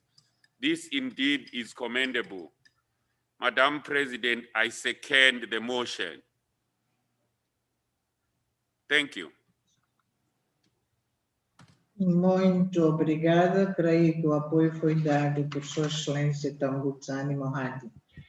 Passo agora a dar lugar ao debate sobre a moção. Os membros que desejarem debater deverão se pronunciar clicando no sinal da mãozinha aberta e levantada na plataforma Zoom. Recorda-se aos membros que, para efeitos de precisão no registro dos debates da Assembleia, deverão sempre dizer de forma clara e em voz alta o nome e o nome do seu país, sempre que tomarem a palavra. E vou pedir para que, depois de tomar a palavra, que a pessoa desligue a mão, por favor. Excelências, tenho aqui Sua Excelência, Professor Peter Kajaviv, por favor.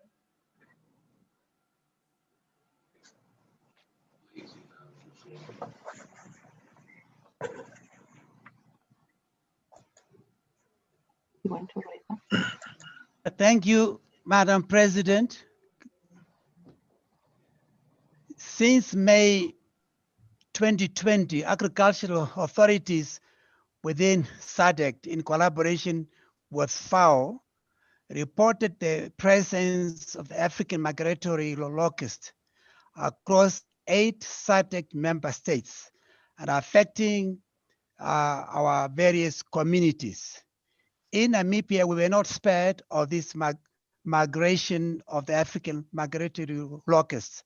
By September 25th, more than 500 hectares of agricultural land had been destroyed by the conditions of the red locust. Honorable members, there is a great gap in funding, and equally, there is a need to put in place collective efforts to channel funding for whenever such outbreaks occurs. And we need to also consider having reserve funding for major insects outbreak that will assist countries that are so affected. The sooner these outbreaks are well managed, the lesser the impact will have in our individual member countries. I'm aware that as countries, we cannot work in isolation to cap these kind of challenges. We need to ensure that we are able to collaborate beyond our national borders, because the challenges that we are facing in terms of insects they are moving easily across our national borders. And even if we are using chemical control in one particular nation, such insects are likely to move easily from one country to another. We must, as a matter of urgency, urge for a greater regional cooperation among ourselves. We need to look at to facilitate the necessary process in order to develop comprehensive regional response. Therefore, we must strategize, coordinate, and protect the collective agricultural production in our various countries. And it is against this background that we in Namibia are in full support of this important motion. I thank you. Muito obrigada, Excelência. Convido agora a Sua Excelência Pando Siquelemane. Excelência, faça favor.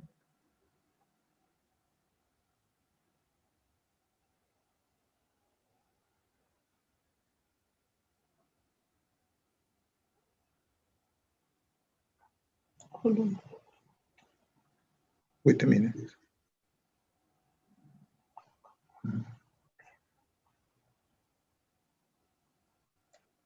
Honorable Speaker, would you like to take the floor? I don't see the hand. Okay, I see Botswana, Eswatini.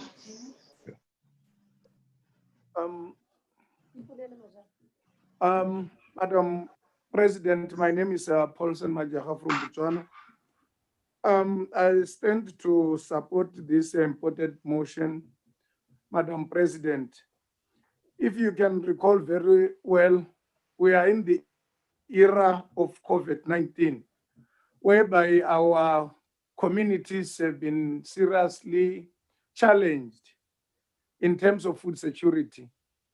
So the migration of these locusts on the agricultural sector have made it difficult for our communities to have food through their harvest in their farms. So I found it fit for me or for us as Botswana to strongly support this motion, that it have come at the right time.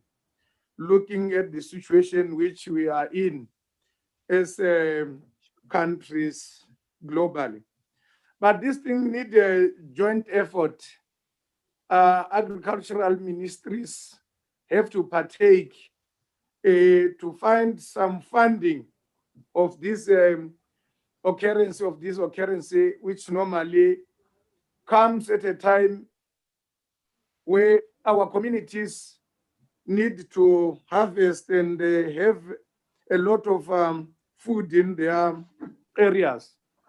And if you can call very well, Madam President, this migration of locusts, it happens that this time Southern Africa was affected. But some 2 years ago or a year ago, it happened in Northern Africa around the Kenya region. So this thing will keep on destabilizing the agricultural sector years and years to come. So it's time for us to cooperate and make some response strategies which can end up fighting this locust migration in Africa as a whole. So we need funding and we need to engage the ministers, I think in Africa, so that they can have a dialogue to see how they can make a common pool to contribute, so that if the challenge is in East Africa, is in Southern Africa, there you can have some measures in place, and one of them is the funding, which can partake to fight these locusts, which badly destroy our harvest. So in Botswana, we were badly affected by this, especially in the northwest region. It came as a wave, and currently they didn't have much production in their farms because of those locusts, because it came a time whereby all the resources have been channeled to COVID-19 programs. So you can see that it comes at a time whereby, as countries, we don't have enough to fight this migratory of locusts in the agriculture. And therefore, it's a threat for food security in Southern Africa. As you are aware that if not locusts, sometimes we are affected by floods in Southern Africa. So these things, they do make a lot of harm in our communities and in our people. So with those few words, Madam President, we as Botswana, we support this motion, and we need a serious intervention looking at joint ministries across Africa as a region, and even the SADC bloc, to partake and make some resolutions which can really fight this war of migratory locusts. I thank you, Madam President.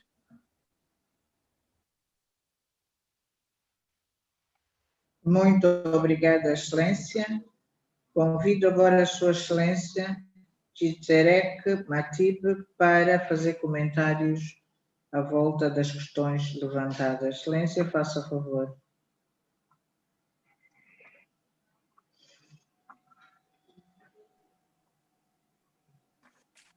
Thank you very much, Madam President, and we really want to appreciate honorable members for the contribution they have made to this important topic. The African migratory locust is a very clever species. When it has challenges in one country, it migrates to another country. So the contribution we received. Excelência Matib, posso pedir para esperar um pouco? Tenho indicação de que eu tenho aqui Sua Excelência Petros Mavimbela, de Eswatini. Faça favor, Excelência.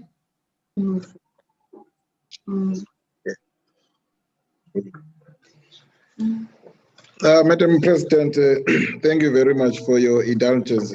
Yes, I did indicate that I would like to add my voice on this important motion, Madam President.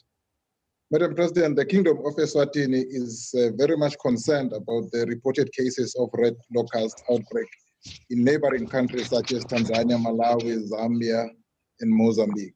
This is mainly because, if not controlled, this may lead to large-scale breeding and increase in populations across the region.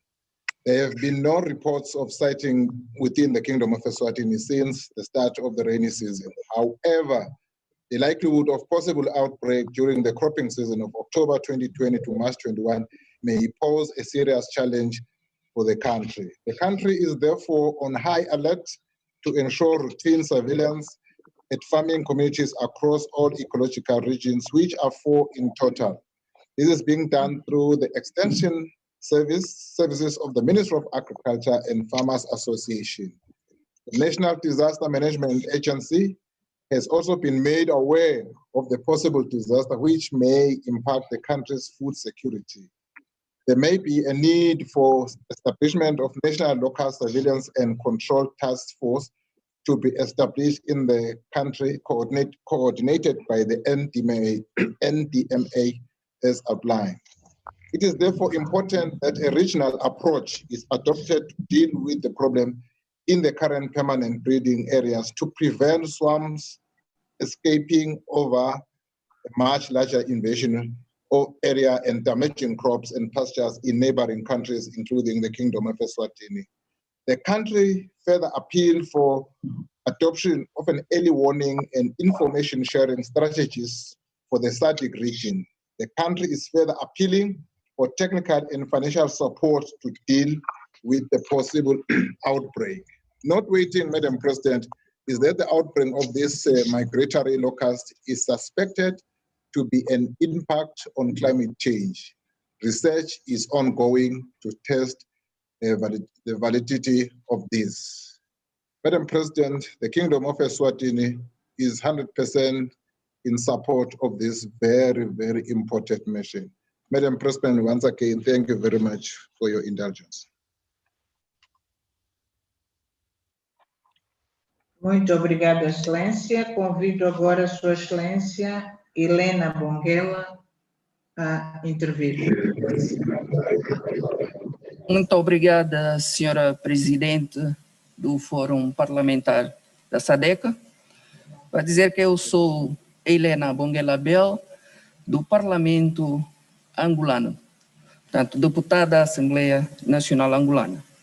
O tema se reveste de veras crucial, de certo modo, para a preservação do ambiente, no qual, a partir da terra, possamos explorar os recursos agrícolas. Este tipo de praga já vem desde tempo antigo, Egito, e este de 2020 acontece de tal maneira que abrangiu diversos países aqui na nossa região austral, e aqui em Angola também afetou-nos, embora em escala reduzida, não deixa de ser uma preocupação registrada, portanto, desde outubro deste ano, esta praga de gafanhotos no município de Maringa, na província do Cubango. E como as nações africanas são solidárias e amigas, todos os esforços para combater a propagação do gafanhoto e mitigar as suas consequências serão encarados como um desafio, tanto desafio de todos nós. Consideramos necessário preparar e reforçar a capacidade de resposta a futuros surtos, com sistemas operacionais de vigilância para alerta antecipada, pois que a prevenção vale muito mais. Portanto, digo que nós, Angola, somos a favor da resolução do combate a essa peste de gafanhotos migratórios. Muito obrigada pela palavra. Muito obrigada, digníssima colega, deputada de Angola, Helena. Agora sim, convido Sua Excelência, Derek Matip, para fazer comentários à volta da moção apresentada.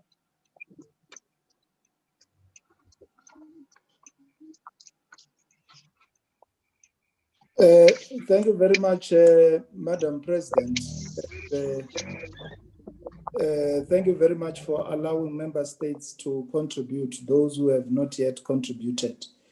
We really appreciate the inputs from our member states. I think the key issue that I had is needed is the increase in budget, technical and human resource. The other key issue that I hear member states saying is that we need a very collaborative efforts beyond our national borders as SADC, and that we also need an African response, because they move from north to south in different seasons and different years. So it means if we have an effort in SADC, which is not also part of that is not also in the northern regions. When we curb it here, they will move to north. When we are quiet here, they will move from north to south. So it means we need a collaborative African approach, and also a common pool of funds to deal with that. I also hear member states saying we need a task team to deal with it, early warning strategies, and also the issue of exploring resources and making sure that indeed the issue of surveillance is quite important. We really appreciate those inputs as the food, agriculture and natural resources group will be able to look at that and see how do we put it forward in different member states. Thank you very much. I so move.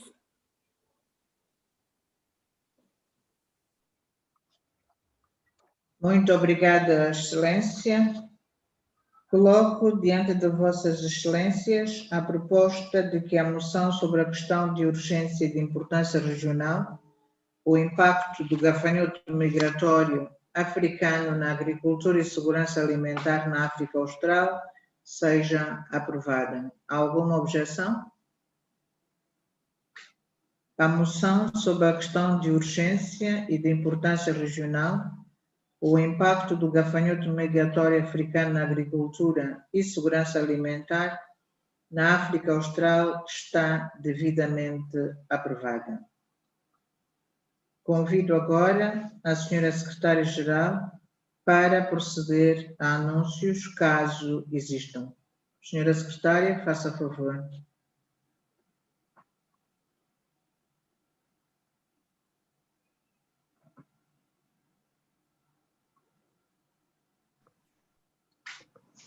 Thank you, Honorable President. There are no announcements.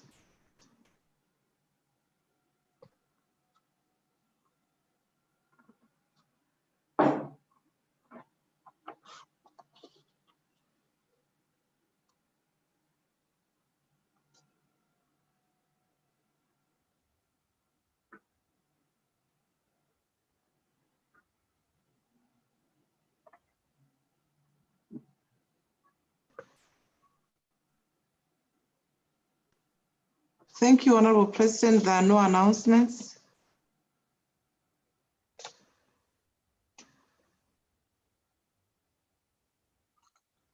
Muito obrigada, Excelências, distintos membros.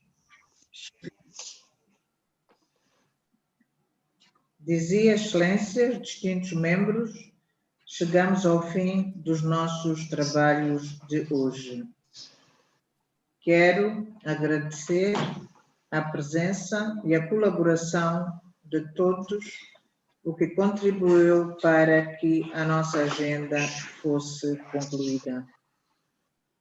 Suspendemos de momento a nossa reunião e retomaremos amanhã, 5 de dezembro, às 9h30. A todos desejo um bom descanso.